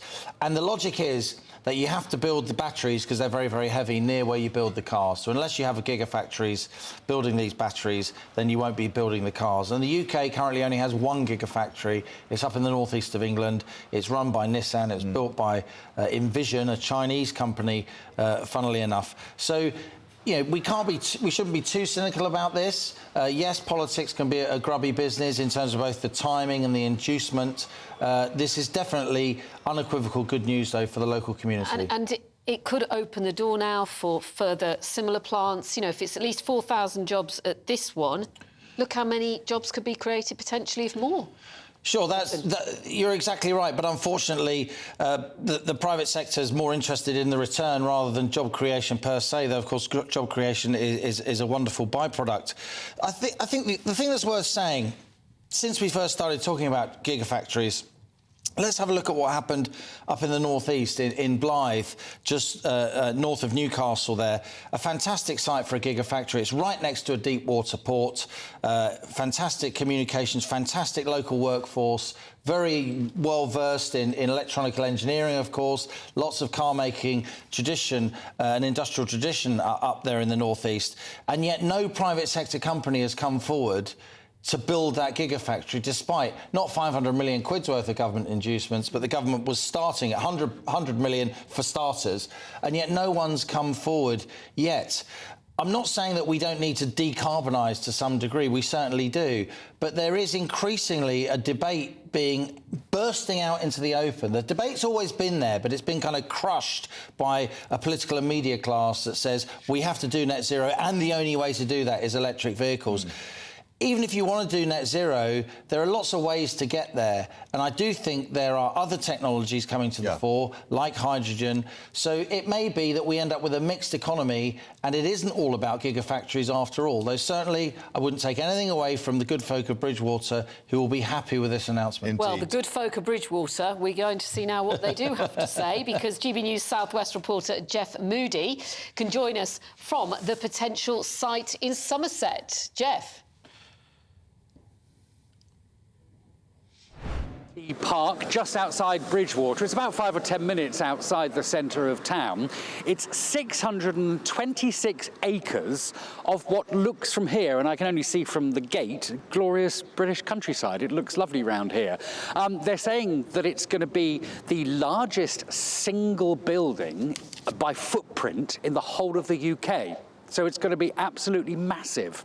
So that will obviously lead to more jobs. They're saying that it could be up to 20,000 jobs when you also take into account not just the 9,500 who will work here, but the people that will be building it in the first place.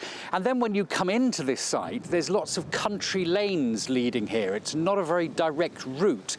So they're talking about improving the infrastructure to get here in the first place. So it could create all sorts of jobs for all sorts of types of people, something that Bridgewater really desperately needs. I've been talking to people in the town this morning, and this is what they've had to say to me. Need something around here, don't we? And there's land out there. It's really old ROF was, I believe, isn't it? So the land's there, the brown site anyway. So just we'll use it as that. Yes, I think it's a good thing because it will bring a lot of business to Bridgewater, which is desperate for work. So, and I think also it just encourages people to come here because it's not as bad as people think. So that's my opinion. It's a good thing. I think it could be a good thing. It would give loads of unemployed people an opportunity, you know, depending on what sort of skill set they're looking for, if they're going to train you on the job. Yeah, I think it could be a good opportunity. I didn't know it was actually going to happen, though. Good news. I think it's good news. Yeah, and it's just down the road from me, so I think it's good. I live at Puritan, so it's lovely to bring more work into our thing. But of course, some people, the cynics amongst us, are saying, well, why is this announcement being made just one day away from a by-election just down the road in Somerset and Frome? Is this Rishi Sunak trying to buy votes? That's what some people have been saying to me this morning. But mostly, generally, the mood is extremely optimistic here. Jeff, thank you very much indeed for that. And on that very note, Downing Street has actually just issued the Prime Minister's spokesman saying it was a matter for Tata to say where the new factory will be located after, as it said, eyebrows were raised in Westminster a day before this crunch by-election. Asked whether the location was not revealed in the announcement due to sensitivities, the official spokesman saying, in my understanding, it's because the company will set out the location in due course rather than us. Liam is still with us. Well, I think there's a bit of a yes minister going on there, isn't it? But the other aspect is about Jaguar Land Rover. You know, it's a premium car maker where they'll be looking, I guess, for export trade elsewhere. It's not a sort of big volume car maker as such. That's right, though, as they get into the EV market, there are plans to not go down market, but to broaden the appeal of this major British marque. Somerset and Frome, of course, has a high Tory majority, but they're odds on to lose to the Lib Dems there. I think what Tata have made clear is that the Gigafactory will definitely be in the UK and will probably be in Somerset and Frome. Not to throw cold water at all on Jeff's excellent reporting there, but there may still be some wiggle room about the precise location. Right. Who knows? Maybe Tata want to extract some more concessions from particular regions of the UK. And what was so attractive about this particular location? Well, it's because, as we've been saying, and as Jeff was saying, it's been quite depressed for a while, and also the communications are pretty good. You're near the coast, so you can export.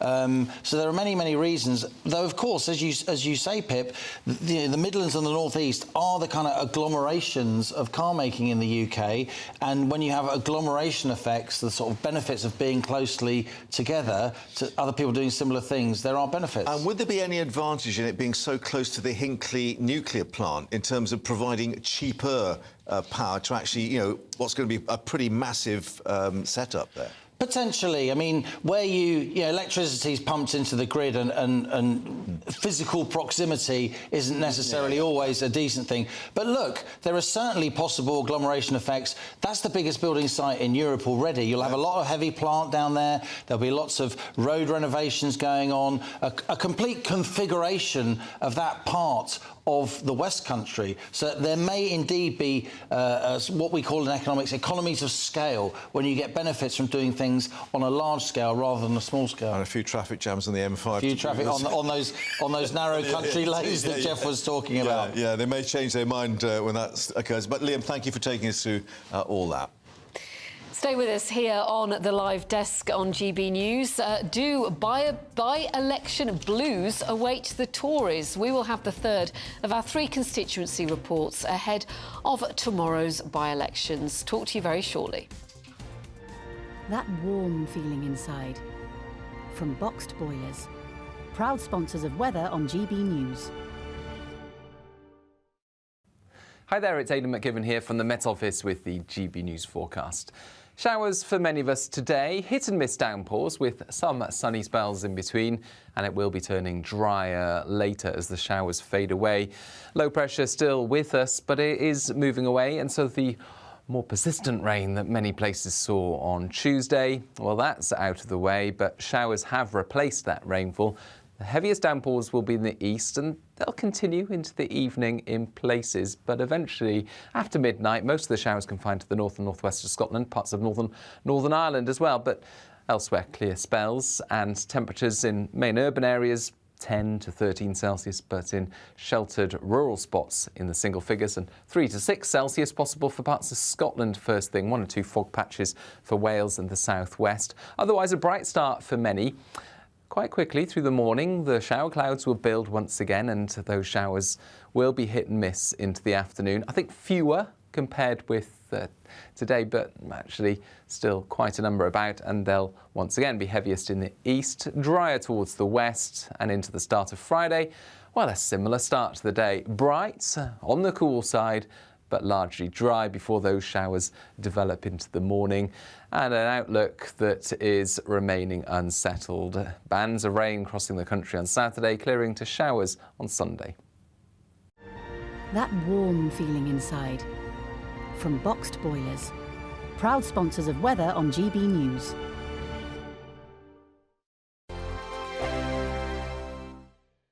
The Live Desk with me, Mark Longhurst. And me, Pip Thompson. It's here Monday to Friday on GB News. From midday, we'll bring you the news as it breaks, whenever it's happening and wherever it's happening, from across the UK and around the world. Refreshing, feisty, but with a bit of fun too. If it matters to you, we'll have it covered on TV, radio and online. Join the Live Desk on GB News, the People's Channel, Britain's news channel. Weeknights on GB News from 6 p.m. You'll always get drama. Please stop, Michelle. Please stop. Should I just shut up? Romance. You like me, I like you. There you go. There you are. Well, don't tell anybody. Adventure. Etc. That's the whole point. But boom. And action. Sergeant read my superstar panel. They're already at it. They're fighting. It's going to be quite a show. Only on GB News, the People's Channel, Britain's news channel. The Jubes and Co, we tackle the issues of the day with real, robust debate. Both sides of the fence, battling it out with me in the middle with my forthright opinions and views. And often really interesting things happen because you start with a position and then by the end of the debate you find actually, well, I might not have thought about that one. What we need in this country is 2 new political parties. You should maybe think about doing a 2024 calendar. I'm Michelle Dewberry and I'm keeping you company right through until 7 o'clock this evening. GB News, the People's Channel, Britain's watching. Monday to Thursday, 9 p.m. till 11 p.m. Join me, Dan Wootton. I'll bring you the sharpest takes and hottest debates. Do you not believe in prison? I don't believe in prisons. I'm completely stunned. I guarantee you there'll be no spin, no bias, no censorship. I actually was personally quite offended by it. And no reason to go to bed. So I guess they've always been quite woke. That's Dan Wootton tonight on TV, radio and online. Monday to Thursday from 9 p.m. till 11 p.m. on GB News. The People's Channel, Britain's news channel. In a world of dull and predictable radio and TV shows. Oh, hi. On Mark Dolan tonight, we've got big guests. We drill into the big stories of the day. The show adds up to a brilliant listening and viewing experience. Mark Dolan Tonight is the most entertaining current affairs show ever, and that's a fact. That's Mark Dolan Tonight, Friday, Saturday and Sunday from 9. Only on GB News, Britain's news channel. Like all families, we have arguments every now and then, but actually we agree on what the mission of GB News is, and that's the most fundamentally important thing. GB News provides the kind of platform that lets all voices be heard. We don't hold back. We're free to say what we really think. Just because some people who live in a tiny little Westminster bubble think that their particular story is important, that's not the most important story for me. And often there will be difficult stories, stories that you won't find on the establishment media. Because what people think in the north of England may be very different to what they're thinking in the home counties. We're going to carry on telling the world what life is really like for households up and down the UK. We love to be in your car, in your kitchen as you're having your breakfast. Whatever you're doing, you are part of the show. If it matters to you, it matters to us. Britain's watching. Britain's watching. Britain's watching. We're proud to be GB News, the People's Channel, Britain's news channel.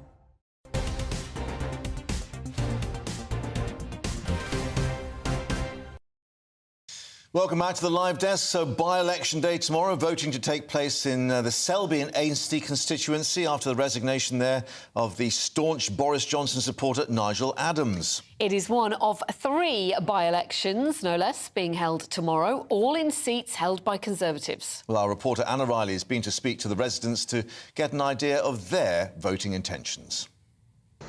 Selby and Ainsty has been held by the Conservatives since its inception in 2010. Nestled in the North Yorkshire countryside, the seat's a mix of rural villages and towns. And with a majority of more than 20,000 votes in the 2019 election, it's assumed to be a safe blue heartland. But what do people here in Selby want for the area from their next MP? I haven't decided what way I'm going to vote yet. But I want to make sure that education, but early years education, is a high agendaed item. Employment, transport, infrastructure. It was a really nice market town. I know it's got bigger, but the trouble is it's got worse. It's in a market town no more. Selby is a beautiful place to live, but it has a lot of things that need changing. For me in particular, the NHS. It's very, very hard to get into doctor's surgeries to see people. Improvement in the National Health Service, particularly in the dentists around here. Yes, because they're all going private and it's not right for National Health people. I'm only voting because I have to do. The political parties may have found a tougher opponent than each other here, and that's despondency among voters. Helen Terry manages the Hub Cafe in the heart of the town and feels apathy towards the ballot box. I'm not voting, no. Not interested, really. Whoever gets in's not going to make any difference, and they're not going to do anything any different because it's all going to come down to can't afford it, money, nothing, really. Can't really see the point. The cost of living has put a strain on businesses like this one, and Helen would like to see more investment in the high street to bring more customers to Selby. All it consists of is like hairdressers, nail places, phone shops, you know, things what people don't need really. People need sort of clothes shops, and it's a quaint little town. It could really be done like York.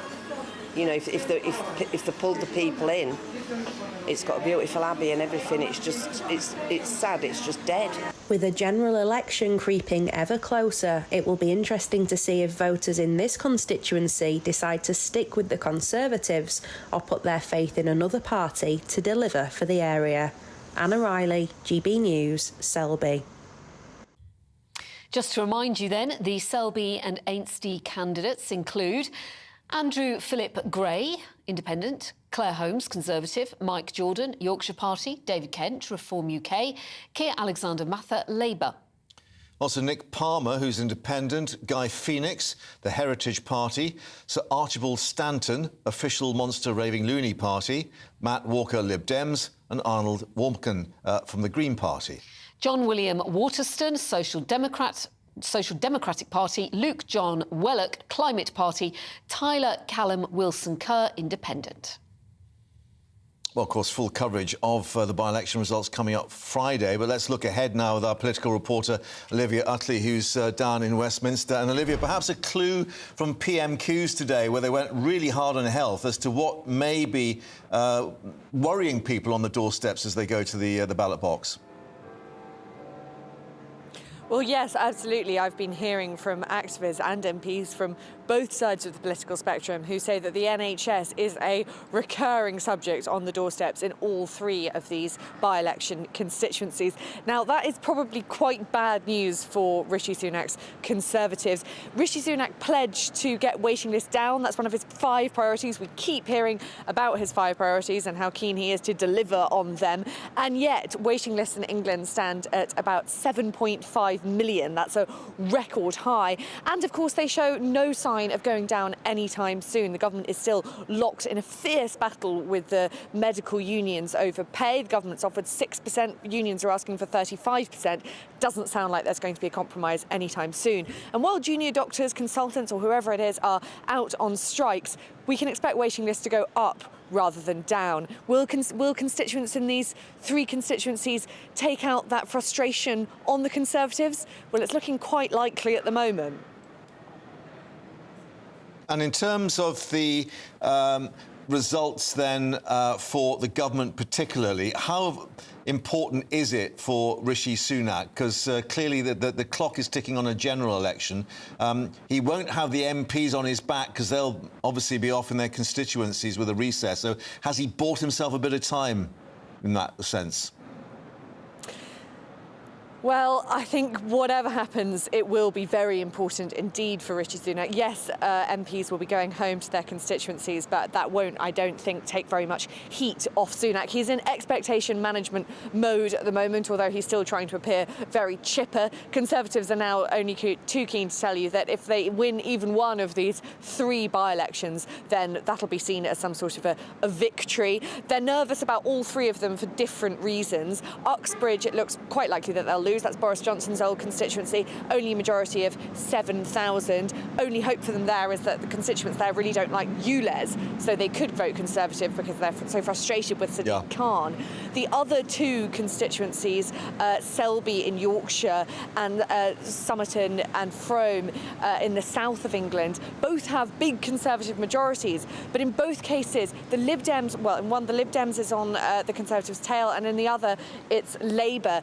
And in both cases, the parties who aren't in power think that they are going to win. There is frustration with the Conservatives in both those places, and there is frustration with the individual MPs, Nigel Adams and David Warburton, both of whom left the House of Commons under a cloud. Nigel Adams, a loyal Boris Johnson ally who stood down unexpectedly, frustrating his activists. So for different reasons, there is nerves in the government about all 3 of those by-elections. And of course, if Rishi Sunak loses all of them, he would be the first Prime Minister in a very long time to lose 3 by-elections on the same day. Pretty bad optics all round. Yeah, 1968, Harold Wilson, indeed. Thank you very much for updating us there at Westminster, and of course, full coverage of the by-elections of the results on Friday. Now, is the end of the cost of living crisis in sight? Is there just even a little glimpse of it? We're going to have full analysis of the drop in inflation, which has been quite good news today. That's after the news with Aaron.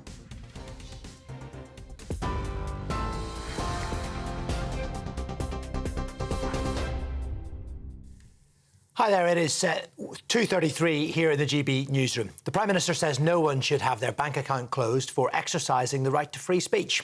His comments came in response to Jacob Rees-Mogg's call for an investigation into the cancellation of Nigel Farage's account by Coutts. The former Brexit Party leader says Coutts' action was because his views don't align with the bank's values. Well, GB News has seen documents obtained from the bank's Reputational Risk Committee, which says he's regarded as racist and xenophobic. Rishi Sunak says the rules are being tightened to stop that happening. It wouldn't be right if financial services were being denied to anyone exercising their right to lawful free speech. Our new Financial Services and Markets Act puts in place new measures to ensure that politically exposed persons are being treated in an appropriate and proportionate manner. And having consulted on the payment services regulations, we are in the process of cracking down on this practice by tightening the rules around account closures. The owner of Jaguar Land Rover is set to create 4,000 jobs in the UK at a new electric car battery plant. The £4 billion Gigafactory is expected to be built in Somerset, with production to start in 2026. The government says it will also create thousands more jobs in the supply chain, although it's understood the factory will be backed by significant subsidies. A man who filmed himself speeding at 123 miles an hour on the motorway has been jailed for 12 years after killing a pregnant mother of two in a crash in May. Frankie Jules Howe, who was 38, had pulled over on the hard shoulder with a puncture. Adi Likpal, who was possibly trying to upload footage to Facebook, tailgated other cars before swerving and crashing into the parked car on the M66 in Greater Manchester. Frankie's 9-year-old son Tommy and her 4-year-old nephew Tobias were seriously injured. More on all of our stories on our website, gbnews.com.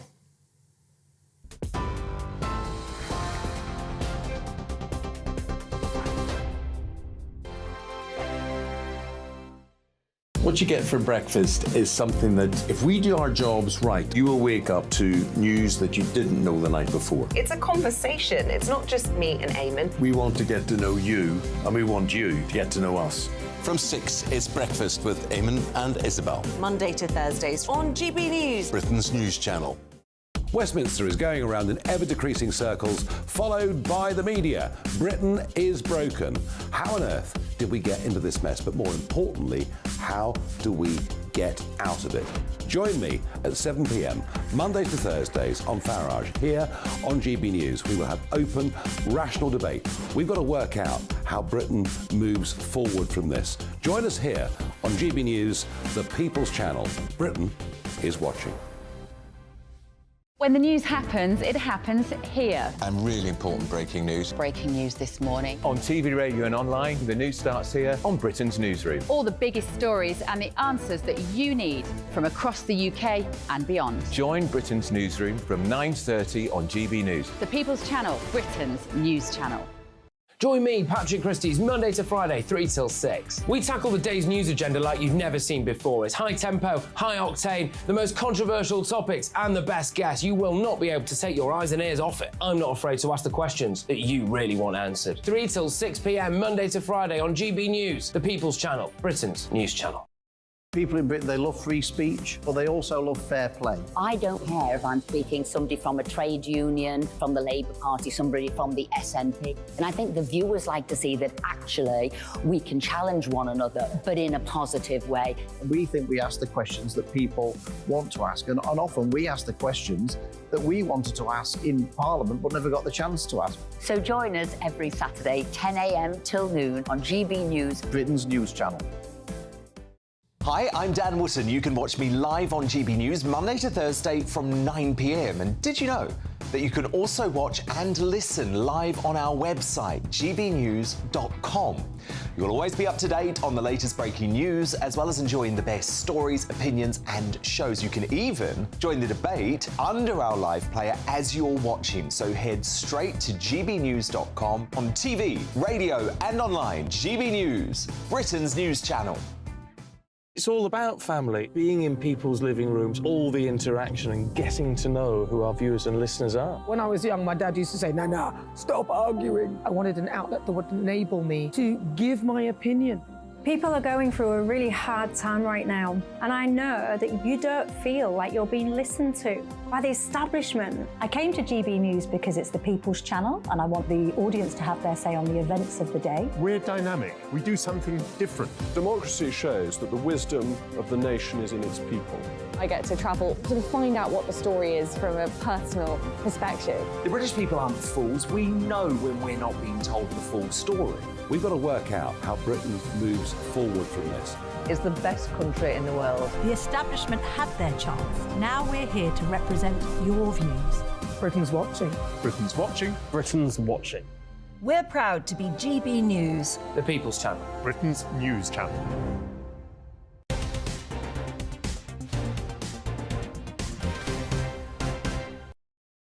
Welcome back to the live desk. So the good news today, inflation down, both the headline and the core figure. But despite that, the Chancellor still recognising that high prices are still a huge worry for families and businesses. So we've pulled together a People's Panel exploring what this means for you. Let's go to Cherry Red Cafe in Birmingham, where our West Midlands reporter Jack Carson is with our panel. And is our panel still very worried, Jack, despite this slight drop in inflation today, or are they feeling a little bit more hopeful?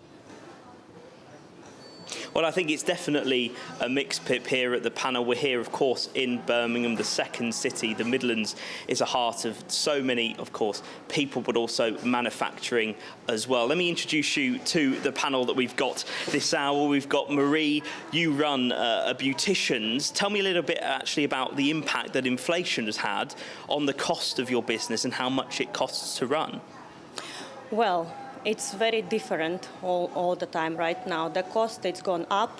The all beauty products gone up roughly about 7 to 10%. And obviously because of that, I'm supposed to increase the price for my treatments. I can't do nothing. But the good news, I'm trying to work out with my clients. I'm giving the best offers with a package, so the best offer they are receiving from me. Also, why also I'm increasing the price? Because of the bills, the gas, electric gone up as well, and I can't literally work with this price what I had before. This is... And what kind of response are you having from your customers? Because it obviously sounds like you're having a very open and honest conversation with them. What do you mean? Can you explain me more? What's the reaction from your customers when you tell them that you've got to put up their treatment? It's very hard to say to them because they're usually paying one price and now I need to say totally different price. I'm trying to work out in a different way. I'm saying that I'm going to give you some present, for example, creams, and then in this way I'm working, but it's shocking for them that I need to increase the price. Okay, we're also joined by Sabrina Dennis. You're a mum and social entrepreneur. We know we got the figures on food price inflation yesterday. What actually is the reality of being a mum at the minute? It's a challenge, to say the least. And I think I'm speaking for most people who have to do shopping. So whether you're a parent or not, you know, when you go to the checkout and you see the prices have skyrocketed, stuff that used to cost maybe £1 or £2 are sort of like £3 and £4. Adding that to your entire basket, you know, you're adding hundreds at a time when children are having to break up for school. So you can imagine now you're thinking of the extra pressures of how we're going to entertain them, what we're going to do, how we're going to keep them fed. I know that where we work in particular in Birmingham, there's a high level of children that have free school meals. So now they're out of school. If they're not accessing holiday provisions, there is going to be a massive issue around it. We welcome the drop in inflation, but obviously we're not seeing that in our baskets just yet. Yeah, you touched on their school holidays. What are you planning? How are you planning to get through the next kind of 6 weeks and be able to, like you say, keep those kids entertained, but conscious of how much everything is costing at the minute? So the number one rule that we've always lived by is to plan ahead. We've tried to budget always throughout the year for everything, not just for the holidays. And planning ahead, so not doing things on a whim, not just turning up to sort of theme park gates on the day, trying to pay on the day prices. They cost so much more. But we'll also use the local parks, the local free spaces, there's natural museums, and take a packed lunch with us everywhere we go. I mean, if I can just use some of that food that we have in the house that we're having to spend anyway when we do our food shop and taking that with us, then we kind of reduce costs that way. But it is a lot of forward thinking, a lot of planning, and also just looking at what's around me that I can access for free. Okay, and Steve, you run manufacturing here in the West Midlands. You've got a fasteners in Sutton Coalfield. We were talking to you a little bit earlier on about kind of the core inflation, the impact that on your business. But of course, inflated prices are everywhere, including in energy, which is a big part of your expenses. Yeah, absolutely. Our energy costs have gone up from £5,000 a month to £16,000 a month. The raw material that we buy in has doubled and tripled in price. And of course, if we're going to stay in business, we have to try and pass those prices on. I think before all this started, before 2021, we'd never put our prices up for probably 8 years. I've put our prices up 4 times since this has started. And it's, the customers aren't very happy about it. I can quite understand that. But it's either that or we go out of business. So we have to put the prices up. And that's why inflation is as sticky as they say it is. You look at them going to putting the interest rate up, and it's just going to be more cost. So, that's where we are. Steve, thank you. Sabrina, thank you. And Marie as well. Thank you all for joining us on the People's Panel here in Birmingham. That is some of the thoughts on the ground around these inflation figures. Jack, thanks very much indeed. Well, earlier it was a panel of MPs, Rishi Sunak and Keir Starmer, clashing in the last PMQs before the summer recess. Not inflation, though.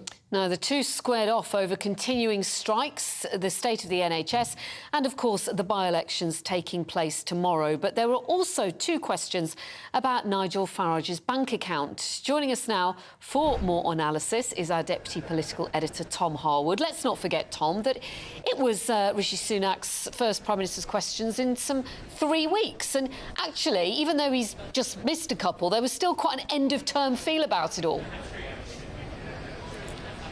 There was, and indeed a jibe at the Prime Minister for having missed the last 2 sessions of Prime Minister's questions. There was a moment where the Prime Minister was asking the Leader of the Opposition whether or not he would accept the independent pay review body's recommendations for public sector pay. Now, of course, Sir Keir Starmer didn't answer that question, but instead retorted, it seems that the Prime Minister has been away for rather too long. He's forgotten who's supposed to be asking the questions. That elicited a bit of laughter in the chamber. But of course, the Prime Minister was away last week for the NATO summit in Vilnius in Lithuania, and the week before that, at just across the road at Westminster Abbey, alongside Sir Keir Starmer at a birthday party for the NHS.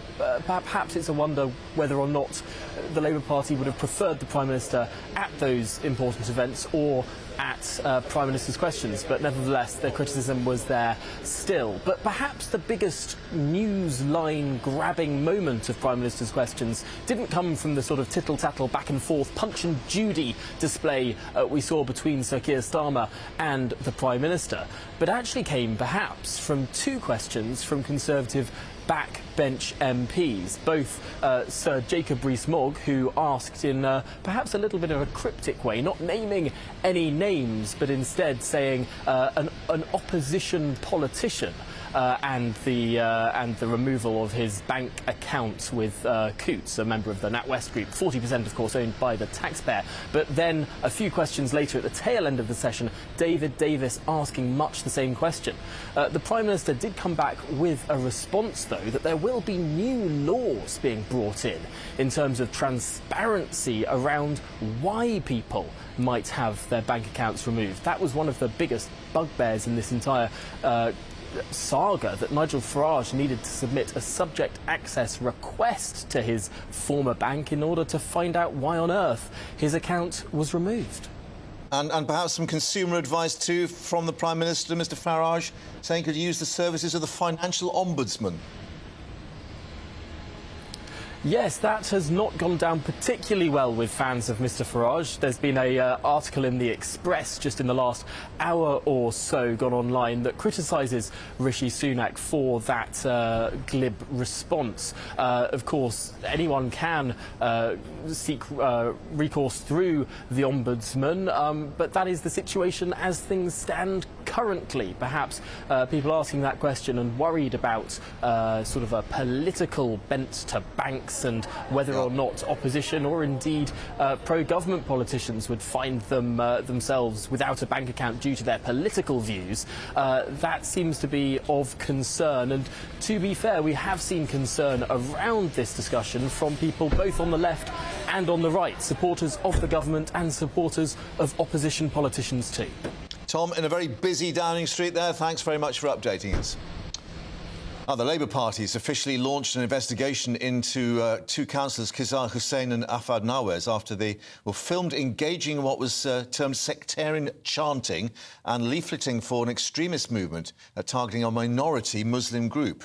Here's footage of Hussain recorded in Walsall in the West Midlands last month. Zindabad, Zindabad, Zindabad, Zindabad. Well, let's get more now from our GB News investigative reporter Charlie Peters joining us. And what is the Labour Party saying now, or what it's looking into, and what it will do, in fact, as a result of that? Well, they won't confirm where the investigation will go, but they're looking principally into the issue there that the leafleting and the chanting that we saw was targeting this minority Muslim group, the Ahmadi Muslims. Right. About 20 million worldwide, 30,000 in Britain.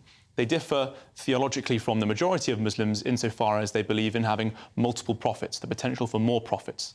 Now, Mr Nawaz and Mr Hussain, gathering in Walsall in the West Midlands last month, were chanting about the finality of the prophet, which is fine in and of itself. However, we looked into the leaflets on your screen at the moment, and we found that there was some extremely sectarian and extremist material inside them, describing Ahmadis as liars and apostates. And so Labour have started an internal investigation. So it's this mix of politics and religion, then? That's right. I mean, it could be found to be a breach of the NEC Labour rules on targeting people based on their religious background and also the local government code of conduct. We have an update today, which we brought to the Labour Party last night when they confirmed this investigation, when we looked into the background of the author of this leaflet, Mr Mohammed Dinsi Alvi. He, in 2012, was found to have breached the Ofcom code when he broadcast on Takbir TV describing Ahmadis as filth and people that had to be removed from society, and failed to push back on a guest when a guest described them as snakes with monstrous intentions, not, you might suggest, people that Labour Party politicians should be associating with. And most troublingly, we went to the Labour Party with these concerning allegations 2 weeks ago. The two politicians, Mr Nawaz and also Mr Hussain, both denied any links with extremist movements or organisations. This leaflet seems to suggest otherwise. So there is going to be an investigation. I mean, how long do these investigations of this type tend to last? I mean, it's not going to be a quick thing, is it? Well, we've dug up rather a lot for them to look at. Yeah, I mean, so, how much have they got to look at? Well, quite a lot. I mean, the leaflet itself is extensive, 12 pages, none of it particularly pleasant. But also there's got to be the background behind this movement that they're accused of being associated with. The Khatme-Nabawat movement, it's called.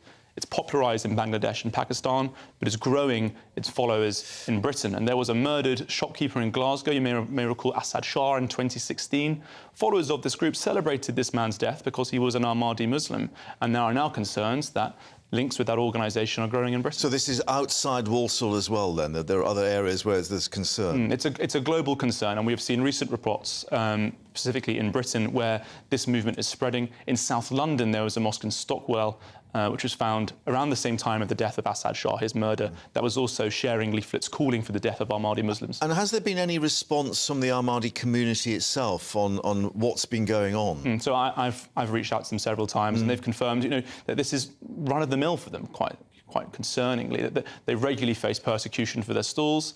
They engage with the public very regularly as to discuss their faith and to share their perspective of their Islamic theology, and they are regularly targeted throughout Britain. And so they did say that this was a hate crime, that they'd reported it to the police, and the police said that investigations were on. Well, I was going to ask you about, obviously, criminal investigations. One assumes that might start at some stage, then. The police confirmed 2 weeks ago they were looking into it, but no leads had been established as of yet. But I believe the investigation remains open. Right. OK, well, thank you very much indeed for updating us on that. We'll see what that investigation brings. Let's bring you a little bit of news if you're a certain fan of ITV children's television, particularly if you were a Sooty fan, because we're being told a Sooty glove puppet has sold at auction for more than £1,000. It was actually brought home to Brian Kent, or by Brian Kent, who built the sets for the Sooty show in the 1970s. Brought it home to his son Lee, who's a fan. The estimate was £400 at the auctioneers today. It actually went for £1,377, including buyer's premium.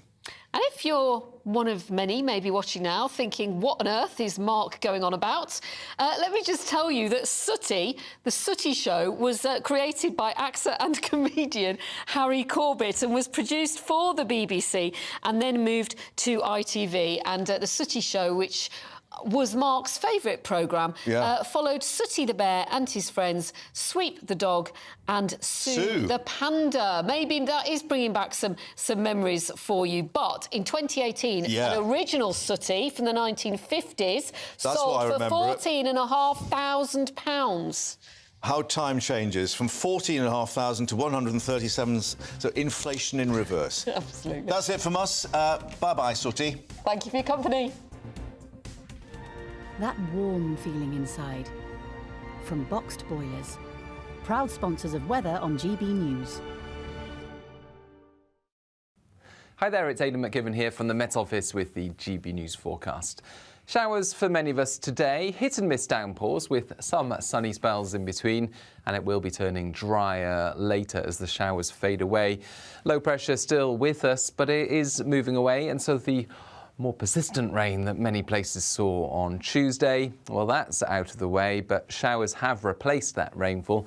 The heaviest downpours will be in the east, and they'll continue into the evening in places, but eventually, after midnight, most of the showers confined to the north and northwest of Scotland, parts of Northern Ireland as well, but elsewhere clear spells, and temperatures in main urban areas 10 to 13 Celsius, but in sheltered rural spots in the single figures, and 3 to 6 Celsius possible for parts of Scotland first thing, 1 or 2 fog patches for Wales and the southwest. Otherwise, a bright start for many. Quite quickly through the morning, the shower clouds will build once again, and those showers will be hit and miss into the afternoon. I think fewer compared with today, but actually still quite a number about, and they'll once again be heaviest in the east, drier towards the west and into the start of Friday. Well, a similar start to the day. Bright on the cool side, but largely dry before those showers develop into the morning, and an outlook that is remaining unsettled. Bands of rain crossing the country on Saturday, clearing to showers on Sunday. That warm feeling inside. From Boxed Boilers, proud sponsors of weather on GB.